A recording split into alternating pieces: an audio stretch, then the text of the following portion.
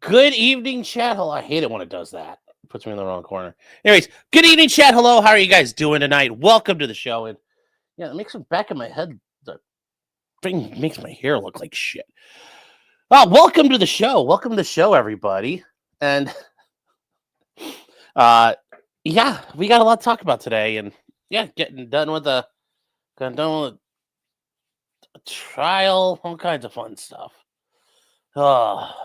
Did not get the verdict we were hoping for, but you know, such is life. Such is life. So let's get into this. Guys. My name is Sean, also known as Potentially Criminal. I am an attorney in the Cleveland, Ohio area. And tonight we've got an interesting one. And this is a story of defamation. And some of you might say, well, wait, what is this about? And I said, defamation and the Bin Laden raid. And yes, this is about guys who have all been there and done that to an extent. The three main parties involved. And two of them are guys who have been there and done that at the highest levels. And they're in a lawsuit now. So it's going to be interesting. We're going to talk about it a little bit more here in a second. But we're just going to give people a second to catch up and get in here. Let's see here. There's, win some Jerusalem. Yeah, a little tired. It's been a long day. I don't sleep much during trials. It's tough. I don't think most attorneys do, though. Nightmare 5254 means there must have been 5,253 other people already. Nightmare saying, I knew Sean would cover this. Yes, I saw this come out, and I'm like, holy cow. I thought this would be an interesting one. Just because, once again, it's not the law because it's defamation, but it's the facts involved that I think are very interesting and just the parties involved. Tech Guy South says we're going all night, chat. Maybe not all night tonight, but we're going to go. Brad says, I'm stimming, Sean. I'm stimming. Oh, I'm glad you're stimming, man. I'm glad you're stimming. Minority Reporter says we've all got autism, don't we? Pretty much. I mean, like, let's be honest. Let's be honest. We do. And Eagle Eric says, please be patient. I have autism. Well, don't we all? Kim Patton says at the highest levels, sweaty. All the Vet Pro podcasters say Delta are better than SEALs. Well, remember, I'm not just saying SEALs in general. Keopathic, I will break that down and clarify how things are going. Give me a minute, but we'll get to that. Ty D says, can we get a tour of what's in those frames behind you? Yes. Well, I don't know if we'll show it from here, but these are, and it's one of the things I got for my birthday, courtesy of EDW Raptor. These are posters from Rhodesia, and from what I can tell, they are original, authentique. From as far as I can tell here, and these are warning posters that were made by the Rhodesian police forces. Because if you guys don't remember, are they going to focus in? Yeah, they are. Okay, so these are posters that were made by the Rhodesian police force for police officers, but also military personnel during the Bush War, when Rhodesia was fighting for its survival against the communist forces led by Robert Mugabe. And these things are warnings to soldiers, and some of them are pretty, you wouldn't think about them, but they're very obvious. It says, regularity is a casualty. I don't know if it's going to zoom in far enough there. There we go. Yeah. Regularity is a casualty. And it says, don't regulate routes and times, meaning don't do the same thing at the same time. Change your routines often. Don't give the enemy a chance to plan. And that's important. If you guys do the same thing every day, people can plan to ambush you. And that was a very common thing. Ambushes and surprise attacks. And it says, let's not lose the game by default. It just shows an outhouse getting shot up. Never do the same thing every time. And you can see that's C. This one here is B. You can see right there. And it says killed for comfort. And it shows a cross on a cot. It says avoid a hasty and careless return to base at dusk. Stay the night in the sticks. And that means if you're trying to get home and it's already late, just stay outside that night. Camp out. It's going to be safer. It says eliminate all unnecessary movements at dusk. Contact at this time the hinder backup fire forces, Kazovacs, etc. Meaning backup fire forces, people who are going to assist you. Kazovacs, casualty evacuation. Meaning you should be prepared to engage in contact that night. So that way you call them and say, hey, we're stuck over here in the bush at this location. Please be ready to come rescue us if we call you. Because if you just call in the middle of the night screaming, help, help, they're not going to know who the fuck you are or where you are. Establish it now. It says, don't trade your life for one extra night of comfort. At night, avoid sound and light. Don't smoke. It's deadly. And that's true. You don't smoke at night, people can see it from a mile away. And especially nowadays with night vision, when you smoke and you inhale on a cigarette, it's like, whoa, it blows up right away. So when you're out killing all the terrorists, slotting floppies, as they would call it, because slotting them means to kill them, and floppies, because they wore flip-flops, but also when you shot them, they flopped around. It was a long, tiring day. And then finally, part C. Part C. It says, don't get caught. And it says, always post sentries, avoid movements at dusk. And that's just because that's dangerous. It's a great way to get killed. Keep your firearm in constant readiness. You gotta be ready to go, chat. Know your arcs of responsibility. Know your fields of fire, your sectors of fire. In case of an ambush. And in case you're in contact. Avoid typical ambush or suspicious situations, meaning don't walk down the road and like walk around a corner or be like, hey, this looks like a really good spot for an ambush. Don't walk through there. Be sure of your anti-ambush drills and tactics. And that's make sure you practice them. Know your responses. And if you're in the military, we call those, your immediate action drills. What are your drills to do to react to contact?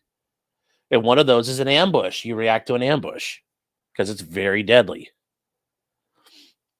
And then it says, be sure your mates know them. Make sure your buddies know what's going on. Be sure, be safe. Surprise means a successful ambush. And if you want to be the one doing the ambushing, you have to be safe. So it goes both ways when you're being the hunted and you're being the hunter. So that's what those are, Ty. And notice it's B, C, and D. There's a poster A somewhere out there.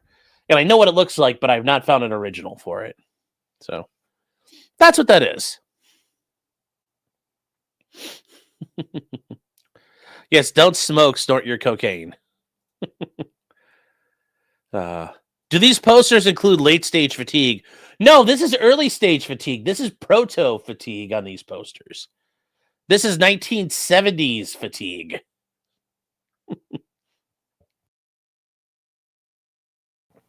Territory says, I think Nick could have used these to avoid getting arrested. Well, a little tactical foresight is never a bad thing for anybody.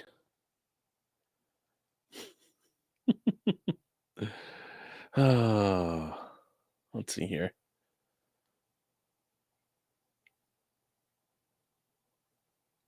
So, let's see here.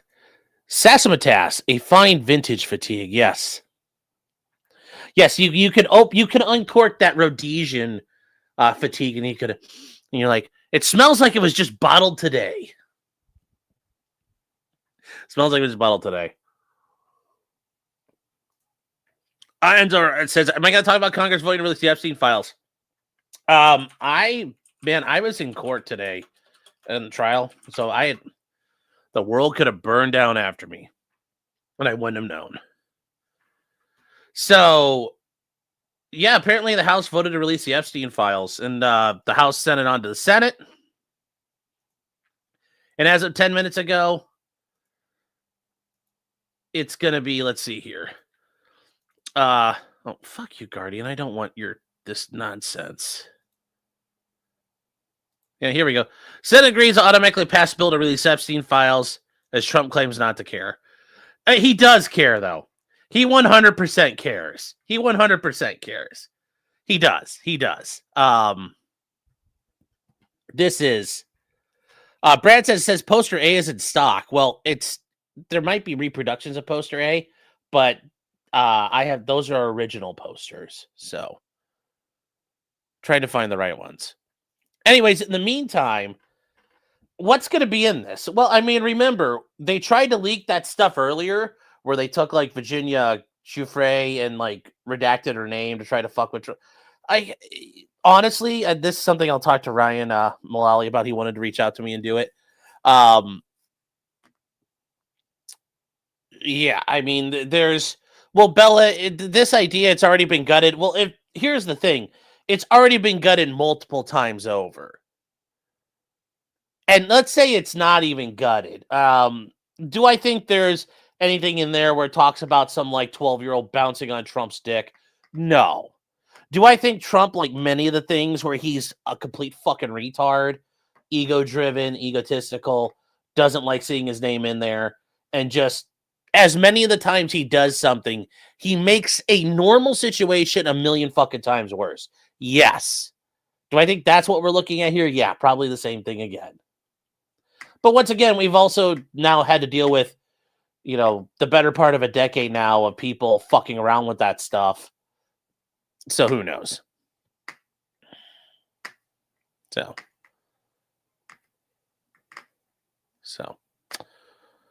that's kind of where we are with it. So yeah, it'll be interesting to see what's there. But I mean, remember, if there was any smoking guns in this one, those would have dropped by now. I mean, we have emails of New York Times reporters trying to go Jeffrey Epstein. And remember, yes, reporters who routinely contact Jeffrey Epstein, trying to goad him into taking Trump down. The whole thing is fucked. We have proof now.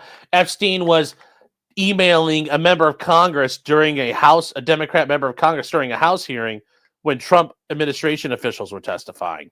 We now know Jeffrey Epstein's like, Donald Trump's a bad man. It's like, what a resounding thing there. Yeah. Oh, so there's all kinds of fucked up shit. Yeah, and then this is the big thing here. A bunch of victims spoke in front of the Capitol and didn't name anyone. Yeah. And Jake Tapper, we saw this thing on CNN where like they aired this thing of all the women saying Donald twat. It's like, why aren't you bitches naming people? Let's go name some names. It's bullshit. You're out there. You're not going to get killed now. Name the names. Get the bad man. Nope, we're not doing it. That's why it tells me a lot of it's bullshit. A lot of it's bullshit at this point. So it's been fucking ruined. So who knows? So Bella says they'll get sued. I mean, be righteous or not. Like, this is fucking cowboy time. If there are bad, evil men and nasty fucking pedophiles running our government, fucking name them. Don't come out there and cry and hold a picture of yourself if you're not going to fucking do something about it. Don't even bother fucking telling me you're a victim if you're not going to fucking do anything. Who's the victim? I won't tell you. I can't tell you. Then it doesn't matter that you're a fucking victim. No. Fucking be selfless. Like, tell us who they are so we can go fucking lamppost people. Tell us who they are. Tell us who they are. Otherwise, I fucking tire of it. Especially as a defense attorney. I can't say, then I don't fucking care. I don't fucking care if they won't say anything. It's fucking time. They got to put in some work. So. Bella says they get raped and lose everything from lawsuits because rich dudes want to play politics. Well, they got raped and they don't have anything now. I mean, like, are they really just gonna, So you just get raped and sit in silence, and that guy moves on with his life and does whatever he wants. It's like you still lose. Like, fucking go out a lion at this point. So, I mean, because otherwise it looks like you're using your victimhood to grift for cash. I mean, I'm just saying. It looks like what it looks like. So, Eric says cold ash. I don't fucking care, man.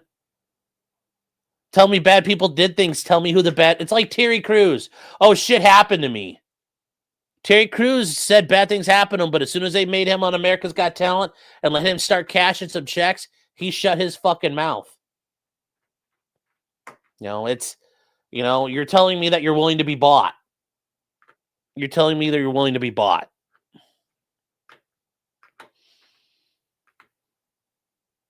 I mean, he moves on regardless. Like, okay. I mean, maybe not. Maybe not.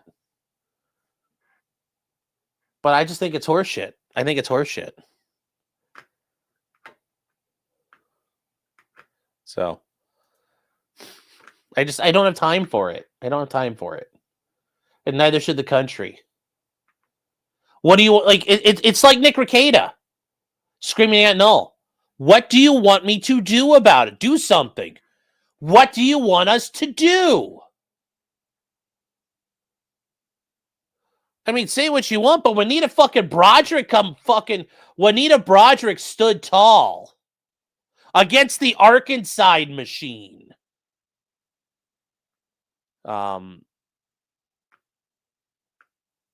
You know, that's what you want. I mean, somebody's already done it against, like, people who will kill you. And she survived. I don't have time for it. I don't have time for it. So, I don't have time for it. I don't have time for it. Nothing happened to Bill and she became a scapegoat. Yeah, but you know what? Like, she's got a future for herself. I mean, she didn't lose everything. They didn't sue her. So, she survived. And you don't think if the powerful came after her that the other powerful groups would help defend them? I mean, it's all excuses. It's all excuses from them. Like, it's Nick Rekieta level stuff, though. I'm a victim. Okay, what do you want me to do about it? Who did it? I can't tell you. So do you just want me to... Like, I mean, like, if the alternative is they're goading us into killing everybody in power and lampposting everybody in DC... It's like a 15-level, like a 15D chess move. Like, we're just going to, like, start assassinating all our Congress people. I mean, I like the thought, but that's not what they're doing. It's not what they're doing. So, Monica Lewinsky is still alive. Yeah. Monica Lewinsky told the line that she's a joke, too. So, I mean, there you go. I don't know. Yes, if the plan is to have us just start, you know, lampposting everyone, it's like, I don't think they're thinking like that, though. So, anyway, it's all going to be it's all popcorn farts. Remember, if they had something on Trump, they would have had it by now. Remember, all these things that got released, those they thought were the juiciest things they could release. So,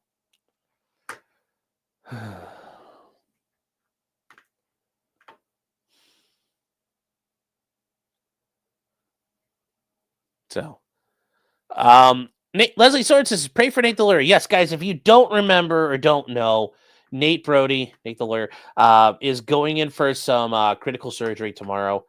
They discovered a significant mass in his head. It's to the point of it's causing, you know, bouts of unconsciousness. It's affecting his lucidity. From what I understand, it sounds like he had an issue, like he passed out, and when they scanned him, they found it over the weekend. It's bigger than initially thought, and they're having some specialists address the matter tomorrow. He's going to be in a marathon surgery tomorrow. So if you can, if you pray, please say a prayer for him. Say a prayer for his family, his wife, his kids. If you guys didn't know, or if you guys remember, Nate had talked about his wife. She had earlier this year, she was diagnosed with cancer. It sounds like in her situation, though, they caught it like at the very beginning, like it was stage 0, I think he said. where like stage 1, they caught it right away, and it sounds like she's going to be fine. But say a prayer for them. It's one like you've got cancer, and now your spouse has something happening to them. And more importantly for Nate's kids, their mom, these kids, like their mom's got cancer, and now their dad's got, like, they don't know what it is inside his head. Is it benign? Is it cancerous? We don't know. So just if you do pray, say a prayer for them.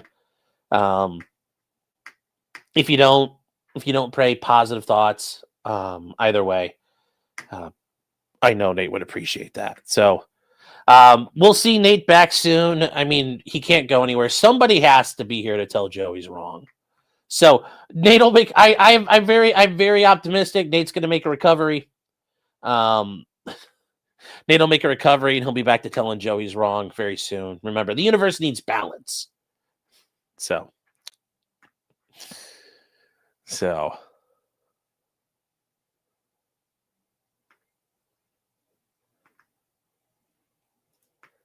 Keepak says, I want to make a joke about how cop to lawyer to brain tumor is a natural progression cycle. I hope he gets better, though.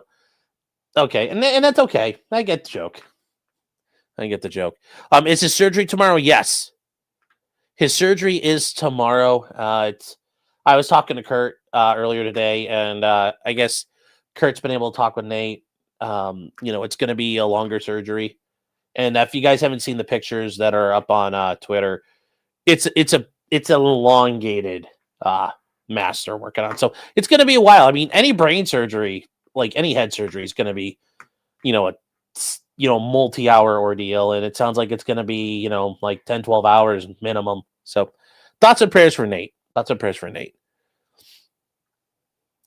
Lou says, are we going to know if he's okay on Thursday? Probably not. I mean, we'll know that he gets through it. But surgeries like that, I mean, he's probably, they cut you open, and they cut your skull open, and they're not just like rooting around in there with a stick, but Nate's probably going to need some time to recuperate before he's before we learn that he's okay. So it's probably going to be a couple of days.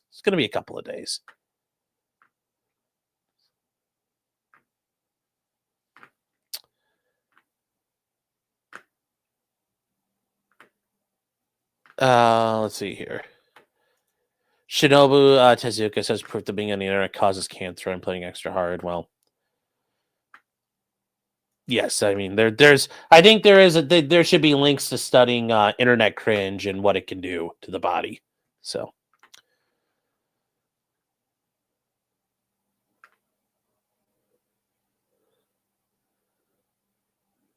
let's see here. Nate's gonna wake up with a Scottish accent. That happens every once in a while. That when you start messing with the brain, that is the interesting part about the brain. So, Joe Morris says Ian Runkle the Bailey raised $100,000 today. That's awesome. Let's see here. Let's bring this up real quick. We got a second. Wow, that's pretty fucking cool, guys. Ian Runkle the Bailey, raised as part of the Extra Life thing he did over the weekend. $100,000. $100,000. Awesome work, Runkle. Awesome work, dude. That is awesome. That's all for the Children's Hospital up in Edmonton, Alberta. Guys, if you do want to support it, but you want to support Children's Miracle Network Hospital in your area, there are hospitals all over. You can do that. You can go to the Extra Life Foundation and put that money towards somebody who's raising money to a hospital in your area if you'd rather do it that way. Or if you want to send it to this one, whatever you do. It's not a bad cause. It's a very good cause. Help out the kids. At least you're not sending money to Johns Hopkins All Children's Hospital down in Florida. We're not letting that happen. So that is the one good thing we're doing here. That's the one good thing we're doing. So, Stay says supporting St. Jude. Yep. You can support, Shriners, all those groups do really good stuff for kids. All those groups really do good stuff for kids. Um,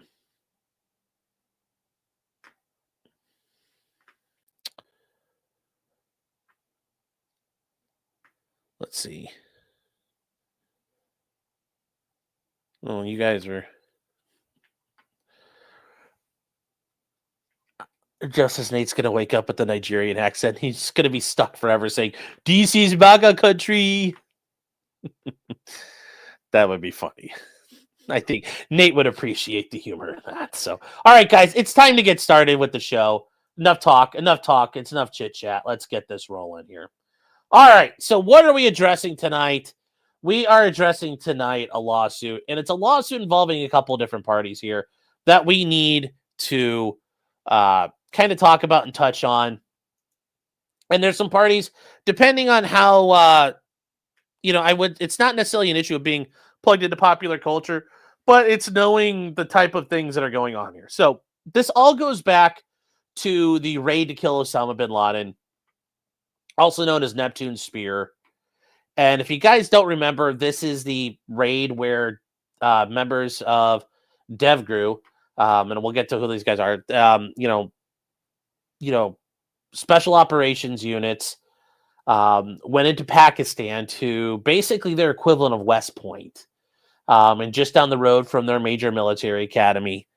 And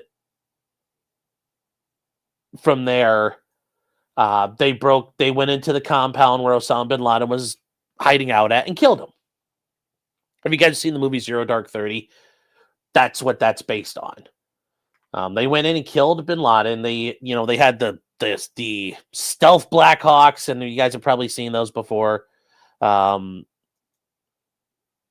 Those are what's going on there, and that is. Oh, hold on here. Why is this not? And ultimately, we learned about what happened in that raid. So ultimately, Osama bin Laden was killed.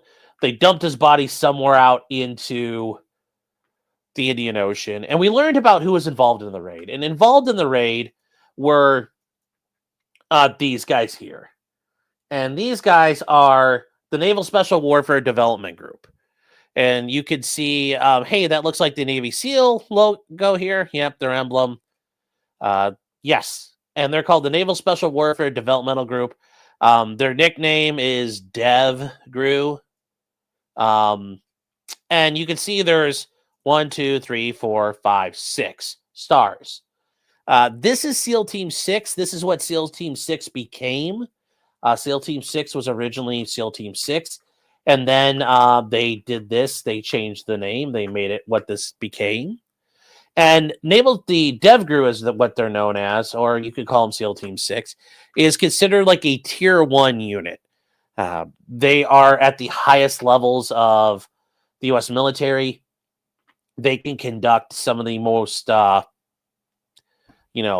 dangerous and classified like Black Ops types of missions. Very much in the same way. They are categorized. Now, people may argue whether or not they're the same skill level and all of that, but they are categorized at the same level as Delta Force.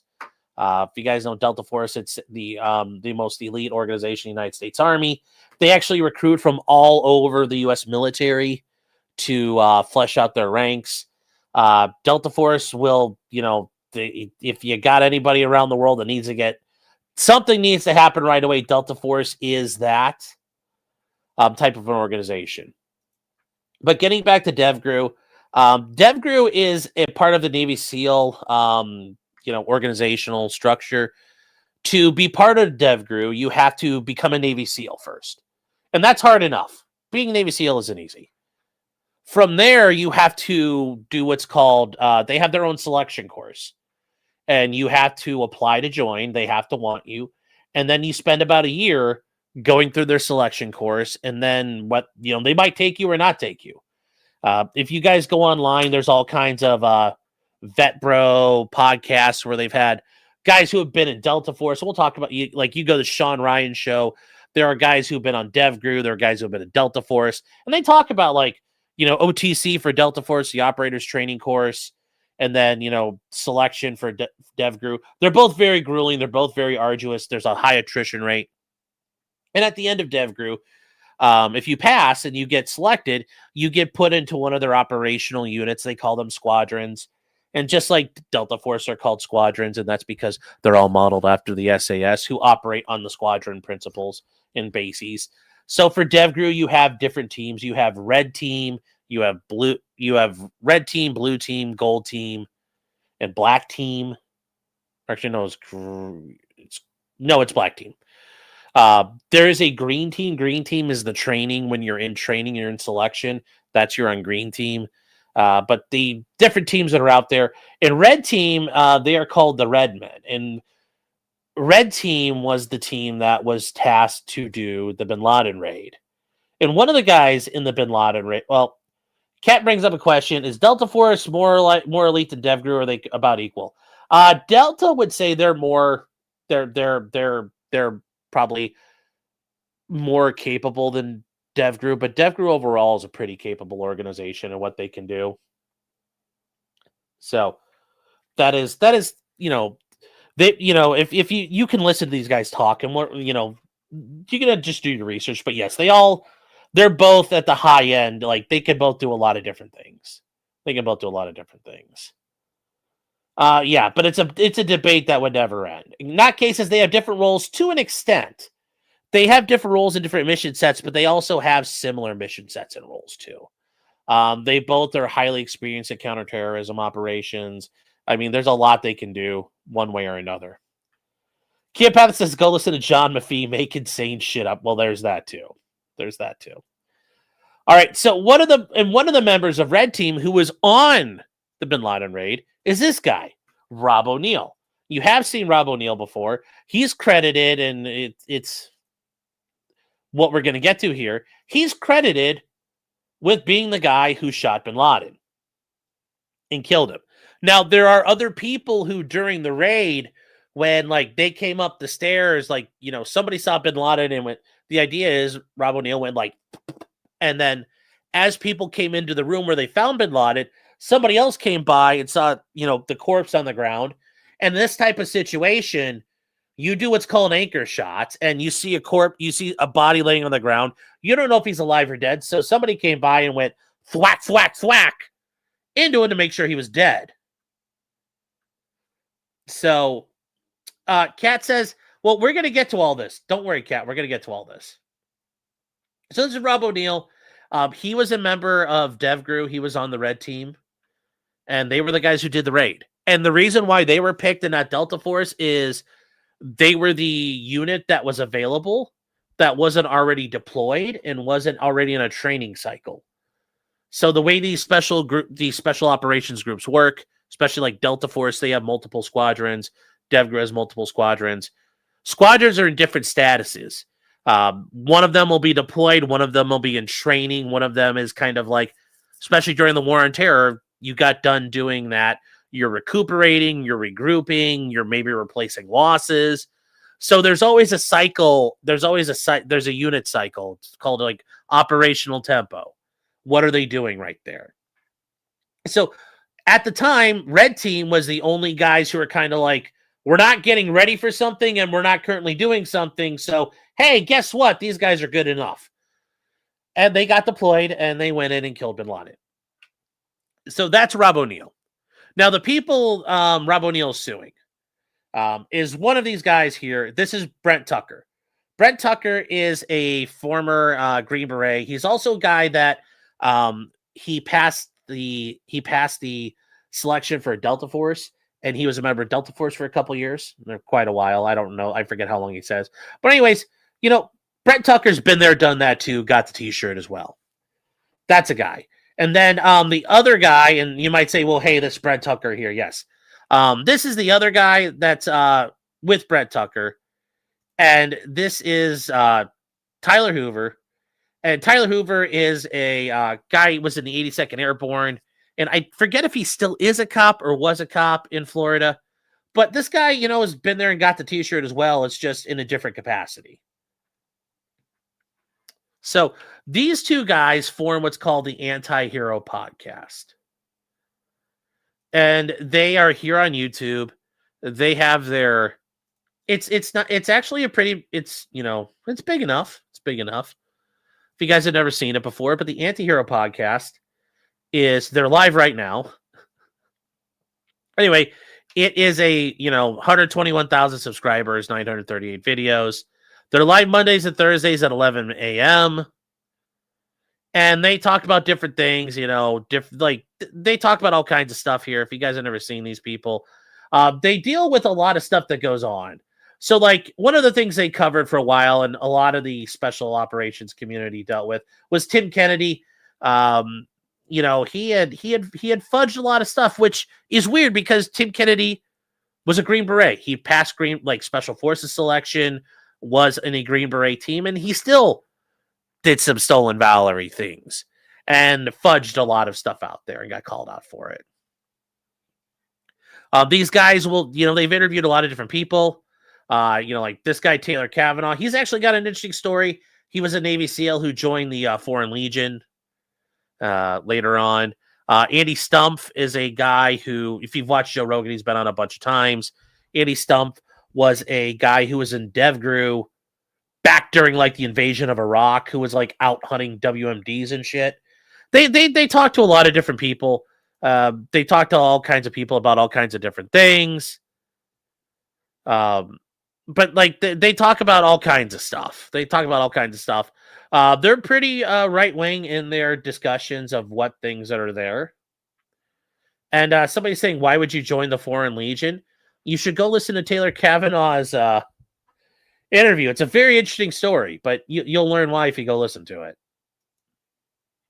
So they talk about all kinds of stuff, guys. It's not anything like a lot of different stuff that goes on there. Well, one of the things they're talking about is, and you can see here, this is, the SEAL Grifter lawsuit. You can see right here in the top corner. And that's what we're getting into here now. So this is something that also I forgot to mention here. Brent Tucker also runs what's called the Tier 1 podcast. And Tier 1, like I said, is a designation for like special mission units called SMUs, Delta Force, DevGru. The Air Force is like 24th Special Tactics Squadron. That like the most elite of the elite, that stuff can get done, they need it done.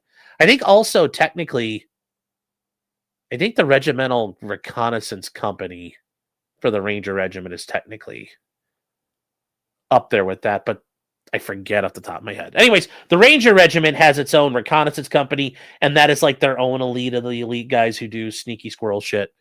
But anyways, it's Brent Tucker. He created his own like podcast he runs as well. This one's pretty new.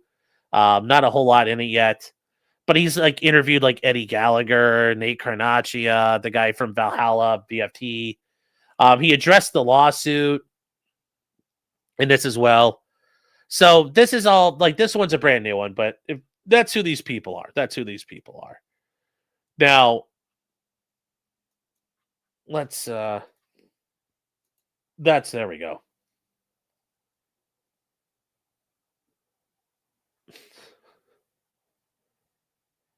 Yeah, and that's the thing. Brett was at AntiHero podcast, and now he's gone. Yeah, I didn't know exactly. Like, it seemed like he quit, but like, it's not 100%. Like, I didn't really want to get into that, but yes, Brent has left the AntiHero podcast, and so if you see some of the clips, you're not going to see Brent Tucker on them. But the ultimate issue here, and what this comes down to, is who killed Osama bin Laden is one of the biggest things. Now, Rob O'Neill has been credited with it for a very, very, very, very long time. DK Cripple says, how do you see those channel stats? I have what's called a plugin called vidIQ, and that it provides everything for me, but it also shows you how other channels are doing.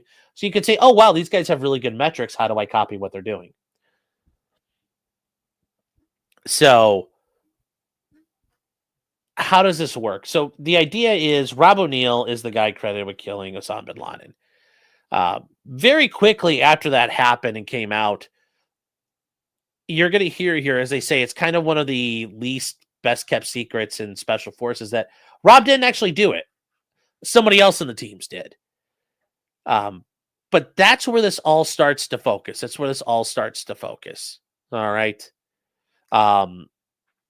because Rob O'Neill said he killed Bin Laden, and he's taking credit for it. And these guys have said, no, you didn't do it. And that's where we're at. So that's the heart of the matter. Rob O'Neill said, I killed Osama Bin Laden, and they're like, no, you didn't. And why did my camera? I hate when my fucking camera does that shit. It just gets all retarded once in a while. Yes, the cat tree there. Let's see here.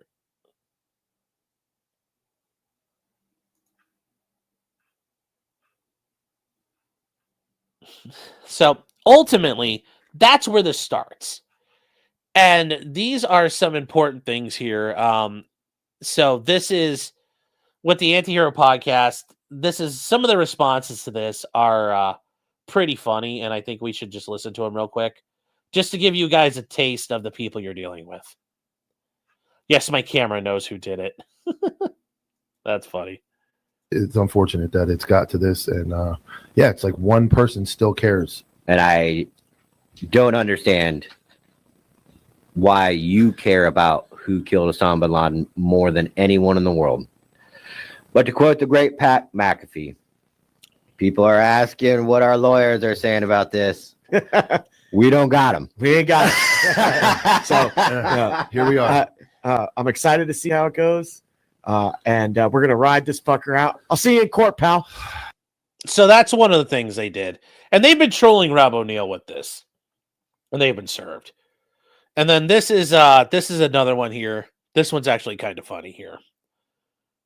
You don't think we landed on the moon, right? No, I don't. How many times have we had that conversation? Yeah, I'm waiting. You made a good point this morning. You're waiting for the astronauts to walk in, AntiHero, and sue us. Yeah. When is Buzz Aldrin going to come in here and fucking 90 years old be like, I'm suing you fuckers? That's a great point. That is a very valid point. I mean, is Buzz Aldrin going to sue every single podcast, every single author, every single newscaster that has critiques? And here's the thing, too. Buzz Aldrin didn't ask to be the guy that went to the moon. He, in theory, went to the moon. That was his job. Well, he got assigned to a mission. It just happened to be the one that landed on the moon. He didn't go out. Yeah. No. Regardless if it happened, there is video indicating it happened. So you can either believe it or not believe it, but you have your own eyeballs to see it and go, I don't think that happened. I wonder how many people with video evidence has Buzz Aldrin sued? Because you could argue he punched a guy in the face. That's the only thing he's ever. And that's true. Buzz Aldrin did punch a guy in the face. There's a clip of that out there where a guy challenged him on it. And Buzz Aldrin, as like an 80-year-old man, punched the dude in the fucking face. And Buzz Aldrin takes that shit seriously. It's very seriously. And this is a pretty good thing of it here. This is Buzz Aldrin punching a guy in the face. Buzz Aldrin, don't file lawsuits. Why don't you swear on the Bible that you walked on the moon? Please. Why don't you swear on the Bible that you walked on the moon? I'm not trying to get you tell him to get out of here. This is a hotel. We'll call the police. We pay. Come on in here. We'll call the police. Solicit on Why don't you swear on the Bible that you walked on the moon? It doesn't, sir. I don't have nothing to do with this. But you cannot solicit on this property. We just paid to rent out the penthouse to shoot up there. So you can't solicit like this on this property. Keep shooting. All right. Well, then I go through my measures. You got to keep shooting, man. Okay. Well, you can put it on your shoulder. Don't be shy. Just come with me, Buzz. You really like it, don't you? You're the one who said you walked on the moon when you didn't. Calling the kettle black, if I ever thought of it. Saying I misrepresented myself. Away from me. You're a coward and a liar and a thief. There you go. Good job, Buzz Aldrin. For an old man, that's a good punch. So I'm not going to fault him for that. Patty's saying this guy's right. Don't post never on the. Okay, well, we went to the moon. Yes, this guy had been trying to fuck with Buzz Aldrin for a long time. Yes. Solid punch, Buzz. Yeah. He was like 70 then. I thought he was like 80 then. But yeah, he's an old man. So Yeah, Buzz Aldrin will not sue you. He'll punch you and kick your ass. So that is kind of what we're dealing with here. And some of you might say, wow, this kind of vet bro community and, these podcasters are all kind of cringe and shit. And it's like, you won't be wrong. You won't be wrong at times. It can be. There's a lot of, there's all this drama in special forces operators. Yes. These guys, the military is a cross section of society. So there are military lol cows. There are like special forces lol cows. You can call Tim Kennedy basically like a lol cow, like a, long tabbed lol cow. I don't know if that's been, that's been trademarked. I came up with that. The long tab lol cow. I don't think that's been done yet. I don't know. Anyways, those are the guys we're dealing with. Let's get into this now. So this is a lawsuit that's been filed, and this is in the state of New York here in Westchester County. And guys, this is, if you guys don't understand where Westchester County is here, Westchester County is one of these suburban New York counties. In fact, it's about as close to New York City as you can get without being in New York City, because literally it's like the choke point. But you can see right down here is the Bronx, and right down here is Manhattan. Then over here is Staten Island, then Brooklyn, then Queens, and then Long Island right here. So this right here is Westchester County. It's as close as you can get. So that's where we're dealing with this at. As we get in here, though, it's the AntiHero Podcast, LLC, doing business as the AntiHeroPodcast.com, and then Brent Tucker. Oof, that's not good. That's not good. We gotta fix that. We have Brent Tucker, Tyler Hoover, Counterculture Incorporated, Tier 1 Podcast, LLC, doing business at Tier 1 Podcast.com, and James Andrew Arnett. Now, what are we looking at here? So this is just a basic summons and part on here that you've been summoned to answer the complaint. And if the complaint is not served in the summons, you are summoned to answer in this complaint section to serve a copy of your answer, meaning you have to respond, or if the complaint is not served with the summons, to serve a notice of appearance on the plaintiff's attorney within 20 days after the service of the summons. So the date you receive this part here, the summons, you have 20 days. You might not get the lawsuit that day, exclusive of the day of service. So it doesn't count the day you got served. So if you got served on November 1st, that doesn't count as a day. You have 20 days from then. And it says, in case your failure to appear or answer or judgment will be taken as a default for the relief mandate. This is just a warning to let you know of your rights. And this is done by Rob O'Neill's attorney, a guy named David M. Schwartz. Maybe you noticed, maybe you don't. I don't know. But it was dated November 6th, 2025. And that's when this got all put together. This got filed on November 10th.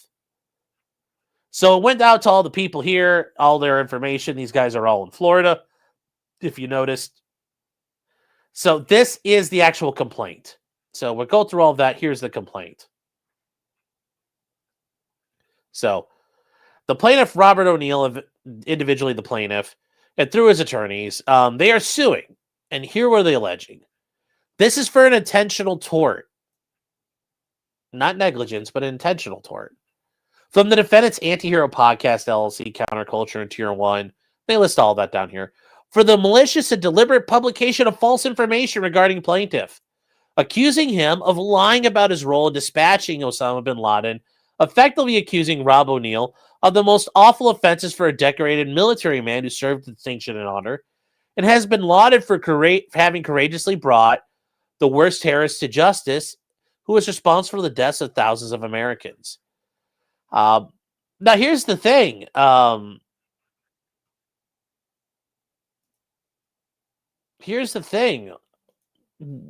Nobody's saying Rob O'Neill.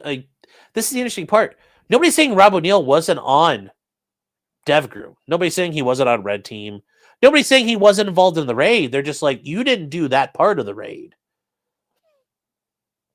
And I mean, think about it. Like if you happened to be on Neptune Spear, you were one of the guys on Red Team who went in with the helicopters and assaulted the compound, or maybe you were some of the Army Rangers who were deployed in blocking positions around the compound, because the Army Rangers got sent in as well because there was a big concern that the Pakistani military would respond in a rather forceful manner to protect the Bin Laden compound, because it was widely believed that Bin Laden was living there under the protection of the Pakistani government or factions of it, that the Rangers would be able to handle the combat a little more bluntly and whoop ass. You know, anybody involved in that is an accomplishment to be proud of.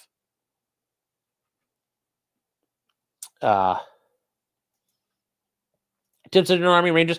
I'm pretty sure there were Army Rangers there. The way it was always explained to me. If they weren't, then fine, they weren't. But it's my understanding they were in the blocking positions around the compound.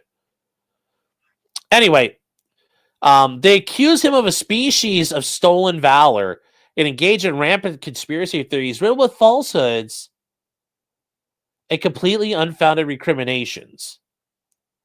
Now, here's the thing. This idea of Rob O'Neill not being the guy who killed Bin Laden has been murmured and talked about for basically since 2012.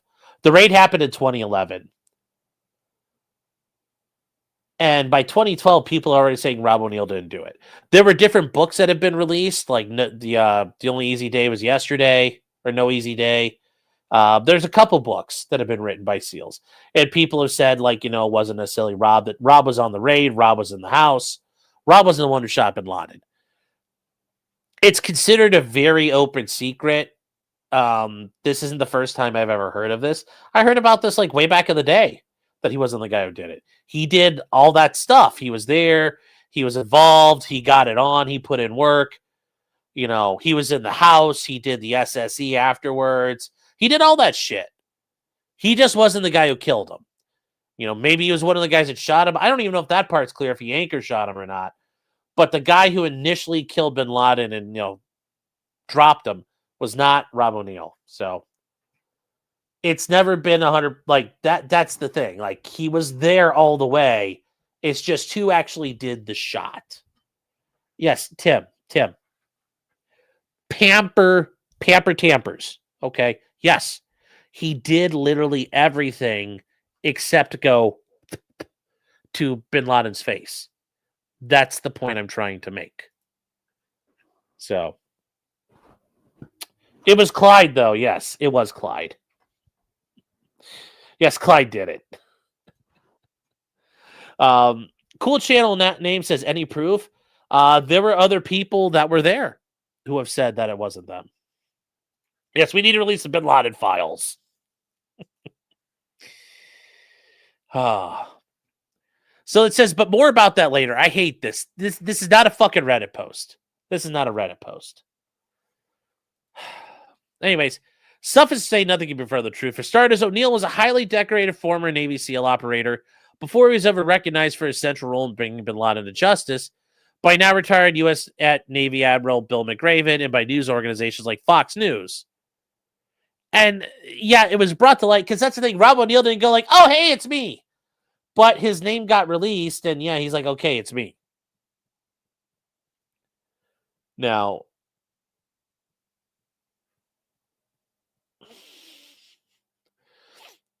they say, in fact, Rob O'Neill is one of the most highly decorated combat veterans of our time. He served in SEAL Team 2, SEAL Team 4, and 8 years at the legendary SEAL Team 6, which, once again, that's so cringe putting in that way. But if he wrote, remember, I had explained to you what DevGru was. It's easier to write SEAL Team 6. He's taken part in or leading over 400 combat missions. He's operated in Liberia, the Balkans, Persian Gulf, Indian Ocean, Ukraine. Now, this is where you're saying, like, oh my God, what did the SEALs do in Ukraine? It's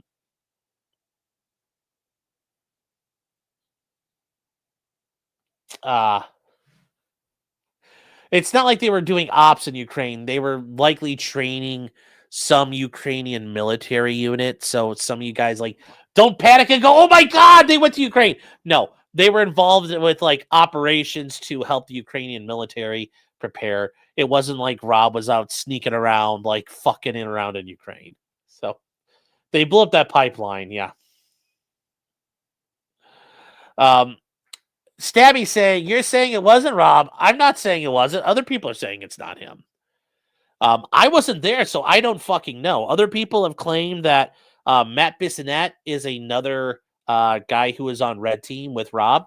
He has said he's the guy who anchor shotted Bin Laden and shot him on the ground to make sure he was dead. This is correct here, Dirty Eric. Yes, only somebody known as Red is the person who shot him. Although, to be fair, we looked at that picture of Rob O'Neill. Rob's got red hair. So, like I said, Rob O'Neill's saying he did it. Other people are saying he didn't.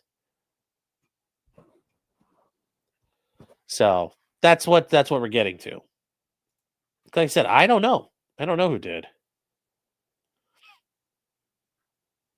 Yeah, the call sign was red. Yes. I understand, but I'm just saying, if they went by the call sign red, well, guess who's got red hair?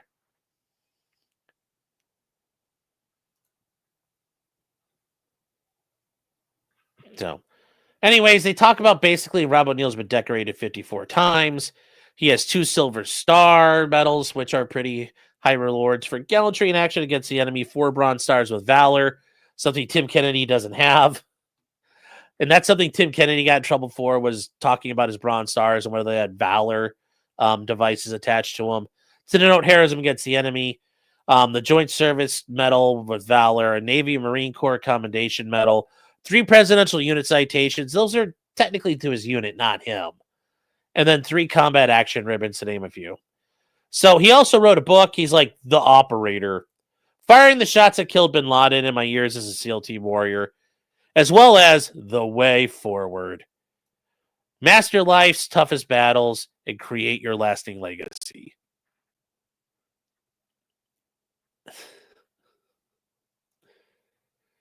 So he's also the co-founder of the Special Operation Transition Foundation. No, not what you think it is, guys. Assisting special operations veterans with transitions from service into their next great career in corporate America. And they point out that CNN published an interview with a retired Admiral William McRaven, who oversaw Operation Neptune Spear, which was the name of the operation, where he referred to Rob O'Neill as the SEAL that, in fact, shot Bin Laden. And they say that McRaven also compelling, unabashedly stands by the fact that Rob O'Neill was the man that issued the coup de grace, putting Bin Laden down. Below is an excerpt from that. Notice Admiral McRaven, also a Navy SEAL. His highly acclaimed book, Sea Stories, My Life in Special Operations.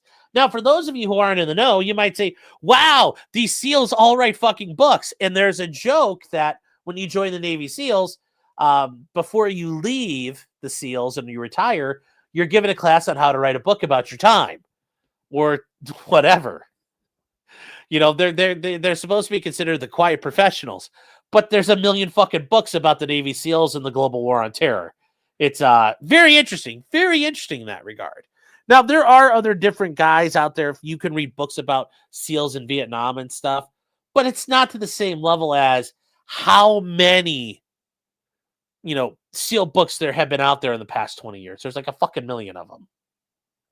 So it's very interesting, but we're not getting into that today, chat. We're not getting into that today.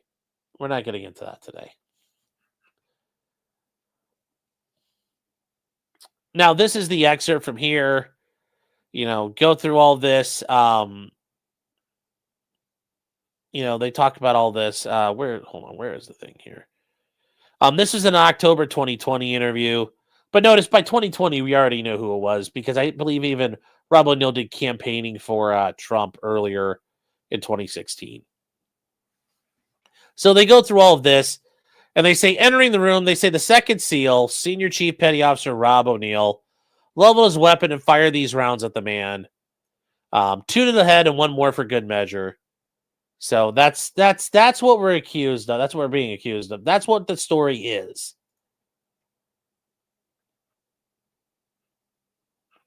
And they say, in addition, Admiral McRaven affirmed as recently as October 24th of 2025 that he says, I've been made aware that Rob O'Neill was being harassed by others. The Navy SEALs in charge of the mission at the compound, who was Rob's boss, took me over to Rob O'Neill immediately after he killed Bin Laden and said, Admiral, this is the man that killed Osama Bin Laden. He said, I immediately thanked Rob and told him his life is about to change forever. Well, yeah, it kind of did. Kind of did. So from there, Bill O'Reilly in his books of, like Killing Kennedy, Killing Lincoln, he wrote a book called Killing the Killers about going in to do all this. Yes. So, anyways, Bill O'Reilly described in detail how this team saw, Bin Laden's safe house for this first time, how the dog went off the leash and ran inside, and they blew the building up to go inside. If you guys do watch Zero Dark 30, it's a pretty good thing there about how this all worked and how it all went down.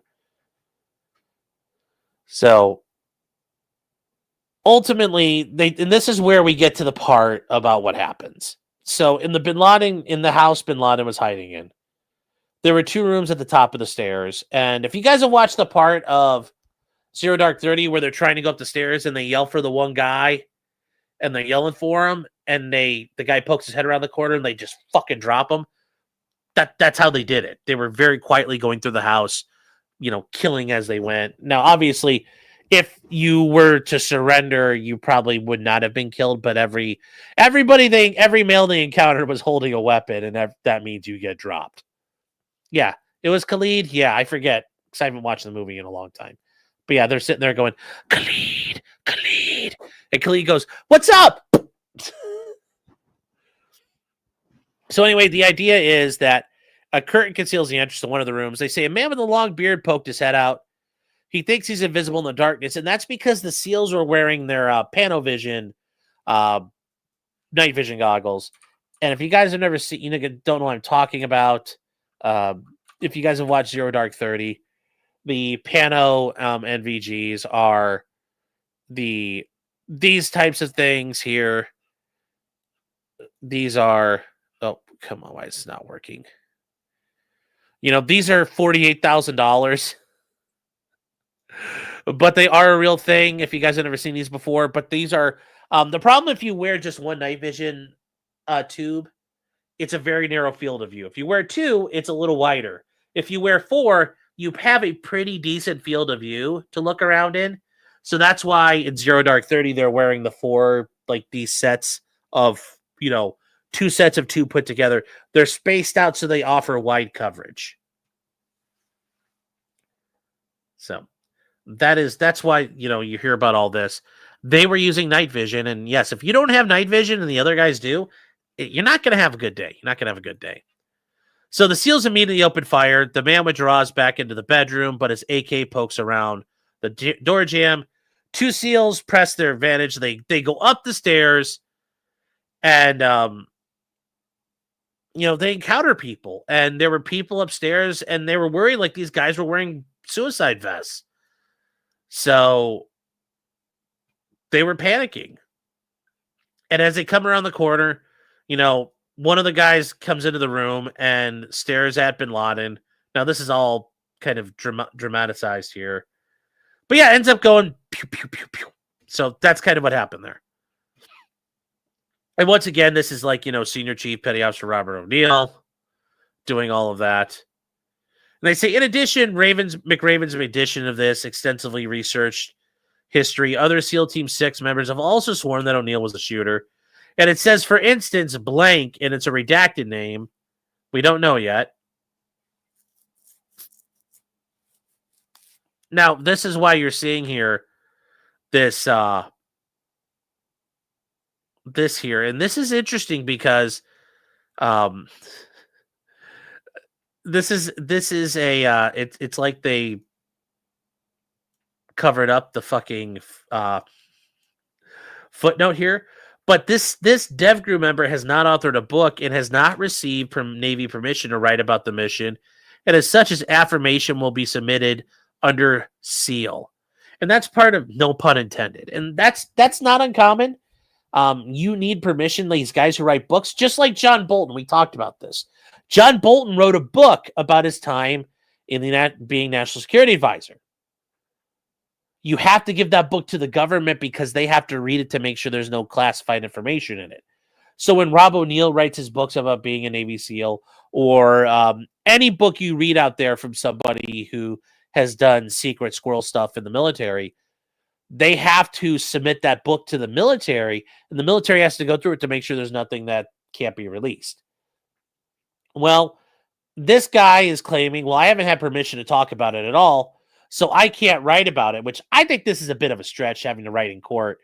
You know, do you have the same permission? Although, to be fair, if I was an attorney and you came to me and said, well, has the Navy given you permission to talk about this yet? No. I would ask that you file it under seal just as a, keep your ass out of trouble. Although I don't think the military would come after you in that situation. They say members of the mission team, including Rob O'Neill, who have gone public, have been subject to death threats by jihadists and Islamic radicals. And it says additional affirmations and letters will be submitted under seal to protect these veterans from harm. Well, yeah, we'll see. We'll see. The other people who were there, though, claim that Rob O'Neill's the guy who did it. And it says, this guy here, Will Chesney, says, Rob O'Neill entered and stated directly, I shot that fucker in the face.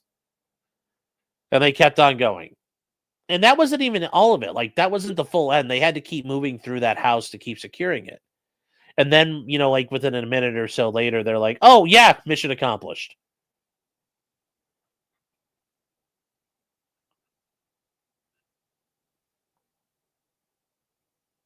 And Tim, you're saying you can always talk about your experience. I agree. But I also understand the idea of, it's just easier that way. Deal with it later. Because even though it's filed under seal, the people involved will get this guy's information so they'll know who he is and they can do that. Cool Chael names his discovery apply here. They're going to request all the DOD files. Well, that's going to become an issue of all these guys are going to get deposed if this goes anywhere. I mean, to be fair, this is a really retarded lawsuit. That's the spoiler. It's a retarded lawsuit. But anyways, these guys talk about what happened, how this went on and on and on. They say it's clear that although no one was in the room with Rob O'Neill when he killed Bin Laden, that's not a correct statement. That is not a correct statement of fact. Other people were in the room. That is not a correct statement of fact. He was not by himself. But anyways, I don't understand why this is just underlined out of nowhere here, but that's because this is meant to be the footnote. This is really just this is retarded here. This is really, really retarded. So the contemporaneous accounts acknowledge his role in the mission. Yeah, well, nobody's saying he wasn't in the mission. Nobody said he wasn't there. Nobody's saying he came off the helicopter. Nobody's saying he got into the house. Nobody's saying he put in work. And nobody's saying he wasn't involved in any of that stuff. It's just he didn't do the one part of it. But anyways, Will Chesney wrote a book, No Ordinary Dog. He says, and he was a dog handler that went through it all. And they say the contents of his book was approved pre-release. Therefore, his stuff is not submitted under seal. I think this is a bit of Rob and his attorneys trying to ham it up and make it look fancy.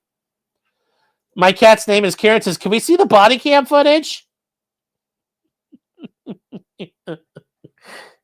That'd be funny. That'd be funny. So they point out that his peers and contemporaries acknowledge his role and his integrity and his honesty. And they say nothing else, shows that Rob O'Neill's, he served as a SEAL from 1996 through 2012. He's been on all kinds of things here as a TV news contributor and author, mainly to Fox News. And they point out that Rob O'Neill enlisted in the U.S. Navy on January 29, 1996. He joined the SEALs that same year. He reported to Basic Underwater Demolition School, BUDS, at the Naval Amphibious Base in Coronado and graduated from BUDS Class 208. And they talk about, he was a seasoned and decorated operator long before he and his mates received their Bin Laden assignment. He was involved in rescuing Marcus Luttrell, which it's very funny, the whole thing about Marcus Luttrell. that's got its whole stolen valor thing attached to it. It's very interesting, isn't it? Isn't it interesting how these things all kind of clash into each other? There's a lot of people out there. There's a lot of questions about, remember, Marcus Luttrell's whole story. And people are like, wait, that didn't happen the way it said it happened. So, yeah, this is, yeah. He was also involved in the Richard Phillips thing. This is Captain Phillips, the Maersk, Alabama hijacking. Yeah, these were the basis for Lone Survivor and Captain Phillips, which, once again, Lone Survivor. Whoo! If you want to go back and look through some shit that went down, guys, there you go. There you go. These are the films that brought O'Neill into the public eye. He served with SEAL Team 2. There's multiple SEAL Teams, guys, 4, and DevGru, and attained the rank of Senior Chief Petty Officer. Upon his discharge after 16 and a half years, O'Neill was still assigned to DevGru in Virginia Beach, Virginia, and that's where DevGru operates out of, and had 6 months and 15 days of sea service to his credit. Now, I don't know ultimately why he left, but, yeah, he got out at 16 years, not to 20, but I'm sure he also retired on some disability. Like, a lot of these Special Forces guys get beat up pretty bad as just getting through it. So he became a motivational speaker. He became a Fox News contributor and has made appearances on Newsmax TV. So, yeah, Rob's been around the block. If you guys have been on Fox News or Newsmax, you have seen him. And Not K says we're not talking about John Chapman tonight. No, we are not. We're not talking about the Battle of Roberts Ridge. No, sir, not that one. Yeah, he could have been medically retired. Yeah, we don't really know, but he's just not in the Navy anymore. And guys, in the meantime too, this is all like Chris Kyle happened. Like, that whole thing turned into a disaster and a half. Like he talks about like killing people in like the fucking Metrodome or the Superdome and Silverdome and shit. Yeah.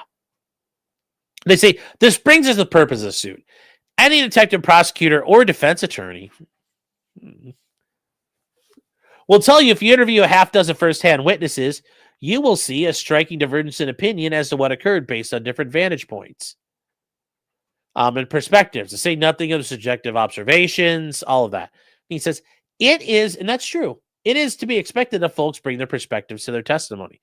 However, that perspective does not give anyone the right to maliciously and without foundation state that someone is a liar and a fraud to maliciously mischaracterize the role they played. And they're arguing that this is what happened here. This is what's happened here. That these guys have defamed Rob O'Neill. So that is what's being alleged. And hold on here, chat. Why is this not working? Hold on here. Why is this stupid thing not working? All right, there we go. Sorry. And they say this is what, in fact, the defendants have done. They have been wild. They have attacked Rob O'Neill's honesty and integrity with wild abandon, striking malicious and reckless disregard for the truth in order to aggrandize themselves and in order to secure clicks to their website and podcasts and funnel attention to their YouTube channel by saying blatantly notorious and slanderous things about a true American hero who deserves our unwavering respect and appreciation. And not to have his reputation sullied by armchair generals and would-be warriors, which that's the interesting thing here. Would-be warriors, I mean, one of the guys in fucking Delta Force, I don't think it's fair to call him a would-be warrior. And then Tyler Hoover, like, was in the 82nd Airborne. He's an infantryman. Like, he's far from being a would-be warrior, too. It's very interesting, though, how they phrase that, and they bring all that up. That's a little interesting to me. That's a little, how's that one work? So that is it. That one's interesting.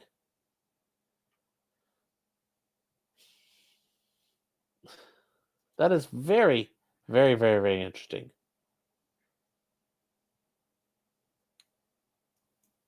Let's see here. Hold on, chat. What is this? Somebody trying to get a hold of me? Okay. So, And here's the thing though: two wrongs don't make a right.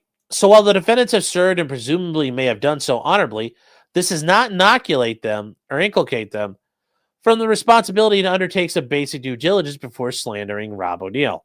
Yes, and that's true. There are veterans who hide behind the fact they're a veteran to excuse everything they do. Instead, the vaudevillains, Tucker and Hoover, actually brag about baiting O'Neill with their slanderous comments, even to the point of shooting a clip of a podcast where they slander his reputation and besmirch his valor. Yes, they thought they definitely, I showed you guys, they even clipped it out and made shorts about it.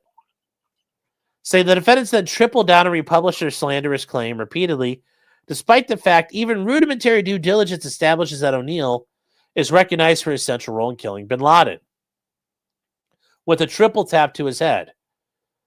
That means 3 times, chat, 3 times. But years ago, admonished for revealing that role. Even if other members of DevGru may have also shot at Bin Laden, O'Neill has never contended that he was a sole member of the team or disputed that other members of the team fired shots. He has only noted that he was the member who had the distinct honor and privilege of being first to shoot and kill Bin Laden. Now, to be fair, yes, if multiple people shoot a guy in the head, presumably the first guy who shoots him in the head is probably the one who did kill him at that point.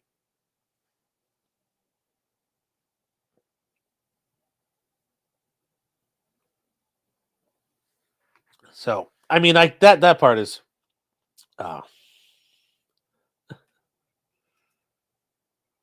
Tim Kennedy hasn't sued anybody because Tim Kennedy would fucking lose in a heartbeat. Tim Kennedy's fucked. So Tim Kennedy can't sue. Tim Kennedy can't sue. And this is where they do talk about this, guys, the phenomenon of people not seeing things the same way. Is a discrepancy of perspective. And this is something Sitch and Adam, they talk about with Jonathan Haidt. You can have 2 people, if you're 2 people watching something can tell you 2 different stories, one show, but 2 different views of it. Yes, victims really can come that way. And ultimately, yes, Rob's going to lose this too, I think. They say that, while these are contradictory things,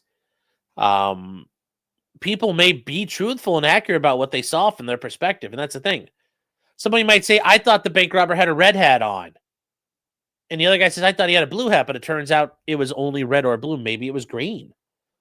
Deep down, they truly have believed in their mind that it was a red hat or a blue hat. Not uncommon.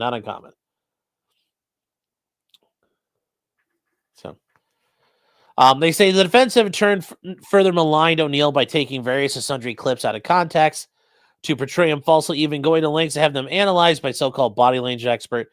Now, that part I didn't know about, and I haven't seen that clip, but yes, if they're starting to do that, yeah, they're being a little faggoty about it.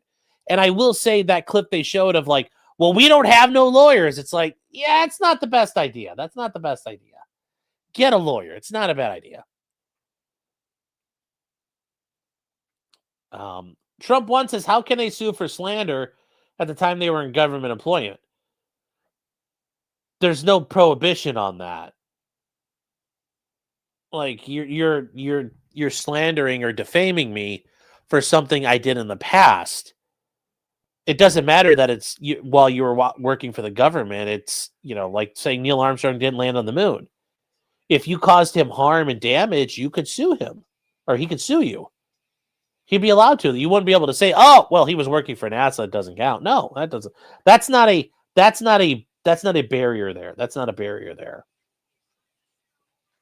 That's not a barrier. And remember, these body language experts.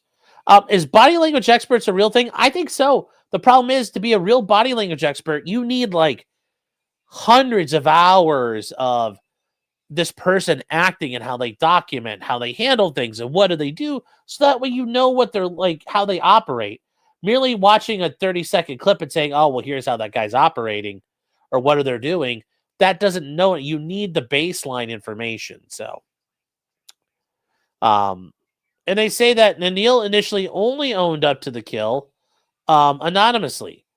And they did, but for having been overwhelmed by his exposure to the grief of 9/11 families and their need for closure, He wouldn't have said publicly more about his role. And that's something Rob O'Neill has said, that the 9/11 families and people like that were like, we want to know the guy who did it. And he's like, okay, fine, it was me. This is why he's been unwilling to out or name his fellows or particularize their roles. Yeah, he says he hasn't talked about the guys who have done it. They come out on their own.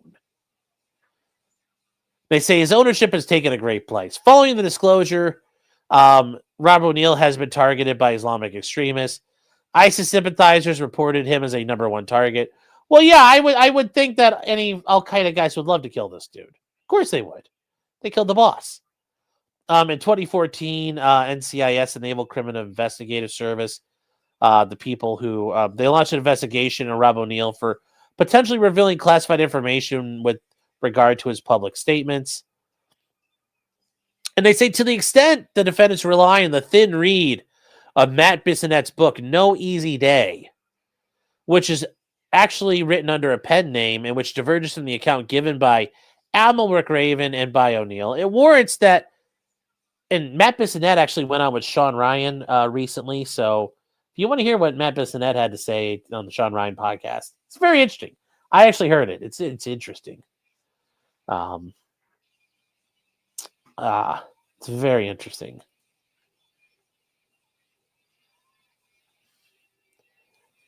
And they say that it warrants noting that even the rudimentary due diligence would suggest such reliance is misplaced. For instance, a book review authored by Australian Army Lieutenant Jacob Choi, which is still available online. Why are we worried about an Australian Army officer? And it says, No Easy Day is one of the many stories told in the aftermath of the manhunt. It says, rather than delivering a full dissection of the raid, Bissonnette spends time lamenting bureaucratic stalling. Well, I'm sure if you're on DevGru and you want to go kill Bin Laden, you're like upset at people in the National Security Council, people in the CIA, people at the Pentagon fucking around. I'm sure that happened.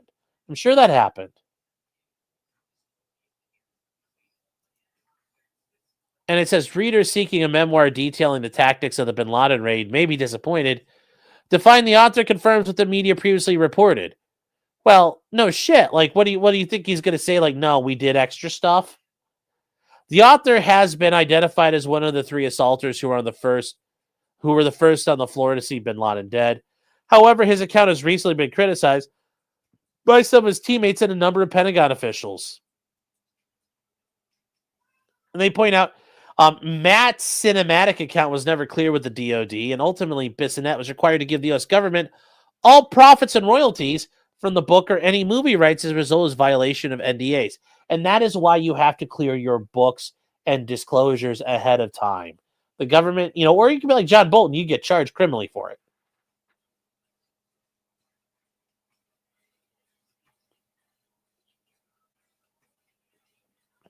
They say, yet Hoover and Tucker somehow conclude that O'Neill's account was too cinematic. They say, indeed, insofar as No Easy Day was deceptively written under a pen name, I mean, the Delta Force books written by a guy named Dalton Fury, that's not his real name. One of the former commanders of Delta Force. Like, no, that's pretty accurate. Nobody challenges that one. So I think regular pen name, this is a little bullshit here. Arguably, it should also have been seen, at least initially and at first blush, as more of a sensational historical novel than as a reliable work of fiction.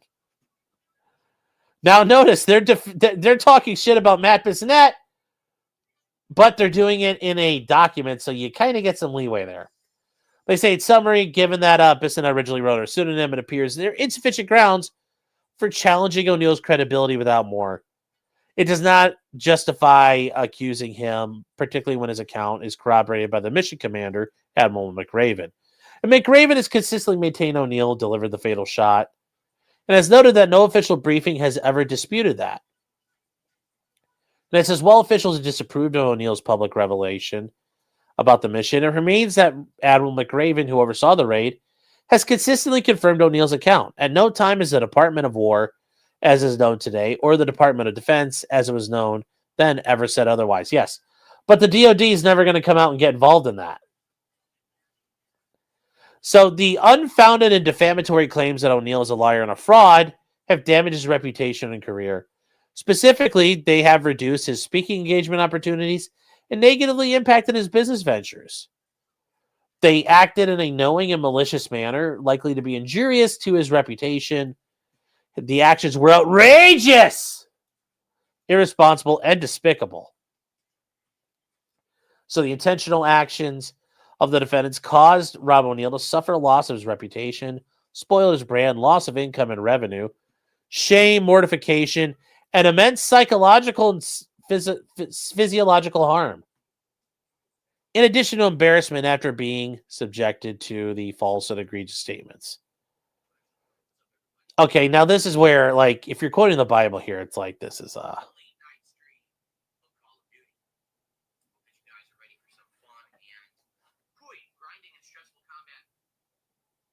the hell. So this is really Sean's evil twin, yeah. What the hell's going on here? Why the hell did I just hear something in the background? But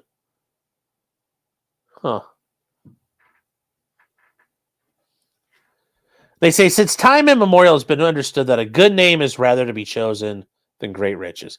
And that is from Proverbs. And they point out that this is from a judge in a case that's been cited. But still, I think it's a little cringe the way they put that in there. Yeah, the ATF's in the room. No, so like my phone just started fucking this is weird. Like if you have with an Android, if you're watching something on YouTube and you hit pause on it, it just starts playing again after a while, and I don't understand why. And it was like started playing Raw Phil. Because I listen to him while I'm driving, it's like makes me not want to fucking just crash into a building. Yeah, it was totally DSP. It was. I watched Raw Phil. You don't give Phil you don't give Phil the views. You don't ever give Phil the views. Phil does not get your views. Never give him the views. Never give him money either. Give Raw Phil your views. Tech Guy South says, actually, you mean Proverbs. Yes, Proverbs. So they point out here, though, Rob O'Neill has suffered general and special damages due to the intentionally deceptive and bombastic language intended to mislead readers and discredit him by falsely refuting or casting doubt upon the credentials he possesses. So they talk about jurisdiction and venue. Some of you guys asked, well, how are we doing this if this is up in suburban New York City? How do we get to here? How do we get to here? How do we get to here? Well, they're going to explain to you. Oh, the buffer gut's full. That's just weird. Oh, yeah, I guess. I never thought about that. But no, if you guys want to, besides watching Phil scream and cry while he plays fucking Call of Duty Black Ops is fucking hilarious because he can't aim for shit and he doesn't fight and, doesn't utilize cover. And then when it's time to fight, he doesn't really fight aggressively. But no, I'd love to see Phil play a game like Squad where you get dropped at like 200 yards. It's like, no, you couldn't see the guy. It's like, that's the point. But anyways, jurisdiction and venue. They talk about the court as subject matter jurisdiction pursuant to New York judiciary law, which provides the Supreme Court of New York has general jurisdiction. And remember, guys, the Supreme Court of New York is the trial court level. The Court of Appeals in New York is their highest court. The intermediate courts are called appellate departments, but the Supreme Court is their trial court level. So that's why you're seeing that.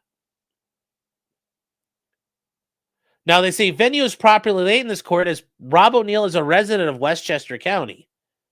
Now, this is something we're kind of getting to where we talked about Nick and Montegraff's lawsuit. Part of the issue Monty could have sued is, well, we need to use the statute of the law where you lived. And there was a question, did you live in Illinois? Did you live in Colorado?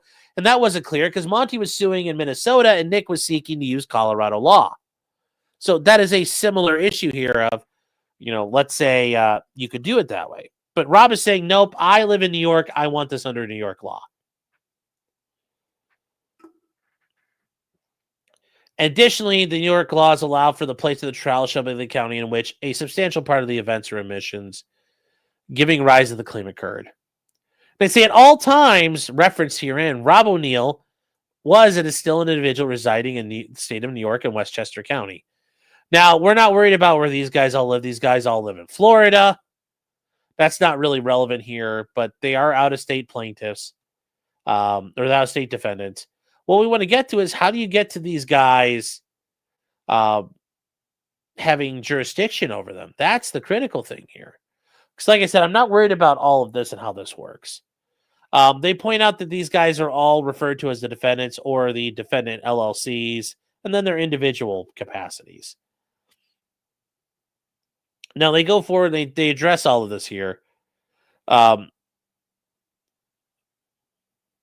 they list a couple different things here, okay? And this is one of the ones we haven't talked about. We've talked about this term, I think, once or twice, but we've never specifically addressed it or seen it necessarily in a lawsuit. It's called respondeat superior. Respondeat superior. I've mentioned it in passing probably, but I don't think we've actually ever touched on this. And the idea is that as an employer, you are liable for the wrongful acts of your employee, which is kind of like a vicarious liability. You're responsible, which is where you're responsible for the wrongful actions of another. And you can be. You're vicariously liable. But in this situation that we're dealing with here, respondeat superior is specifically in the employee-employer relationship. It's also agency law because, traditionally employees were considered agents of your agent operating on your behalf. So it's an entire set of things here, but they talk about that the LLCs are liable under the doctrine of respondeat superior. So that's why when you see this here, respondeat superior, that's what they're addressing, the theories of why the companies and the LLCs are liable for the actions of individuals. Because normally, without respondeat superior, the LLC could say, look, I'm not responsible for what these guys say. They say what they say. Well, no, you hired them. You are responsible for them. And technically, these guys own their LLCs. But yes, yeah. A little Jen says, and their addresses aren't redacted. These guys, yeah, they're not. These guys aren't redacted. So but anyways, that's why you see respondeat superior here. But yeah, that's why we're skipping all of this. Kat says, what does PNG mean? Persona non grata. Persona non grata means you are not welcome here. It's Latin. So PNG is also a term when you're a diplomat and you get expelled from a country.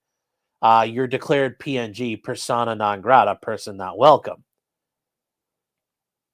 And this is actually something that happens in New York City all the time, where you get diplomats who are assigned to work at the UN. With diplomatic immunity, yes, I can break traffic laws and do all kinds of shit. I can break the laws of, a country if I have diplomatic immunity. But the country could say, look, if I can't send you anywhere, or if I can't punish you, get the fuck out. Go home. You're not welcome here anymore. That's the response to that. Yes, it's just been revoked.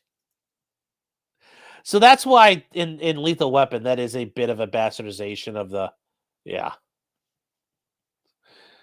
And Joseph Patton says, if you want to know the truth about it, Ethan Ralph is going to be PNG and Merida, bish. No, I don't think so. It's not an oversized lossless image format either. So, but anyways, they get to the factual background. And they say that Rob O'Neill, before the systemic campaign to defame him, was a highly sought-after speaker at corporate event and corporate retreats. And that is a thing, guys. If you've ever heard of Jocko Willenick and Leaf Babin, those guys, they have like Echelon Front.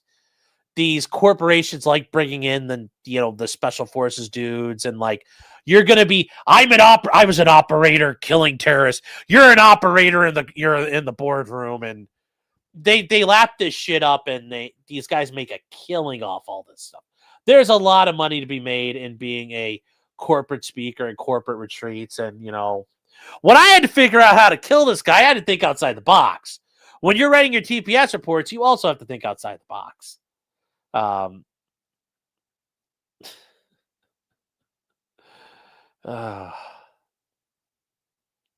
So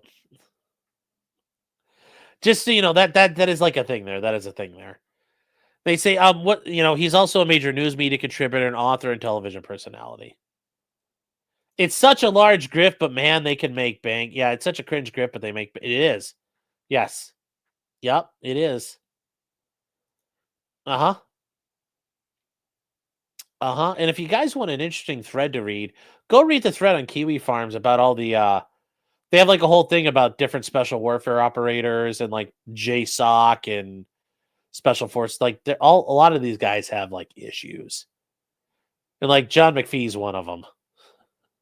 So they say the misleading and wholly false statement of Rob O'Neill is a liar and a fraud, and that O'Neill did not shoot Bin Laden is clearly intended to attract attention to Tucker and Hoover's AntiHero show and Tucker's Tier 1 podcast, knowing only Matt Bissonnette, who wrote the book under a pen name, has come forward with a slightly divergent narrative.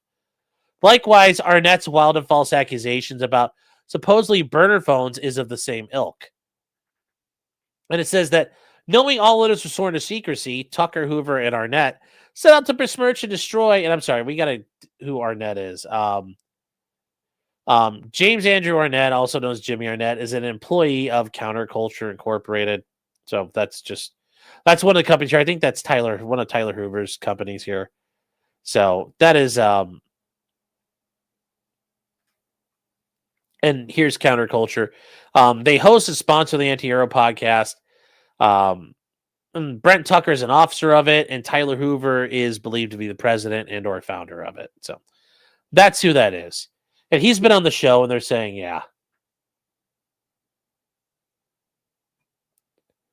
Now, they say, though, that these guys, because everybody else has not talked about it, that they're besmirching and destroying Rob O'Neill's reputation, improving the clicks and their bottom line. And it says, the foregoing statements alone are false, defamatory, and intentionally misleading affirmance about Rob O'Neill.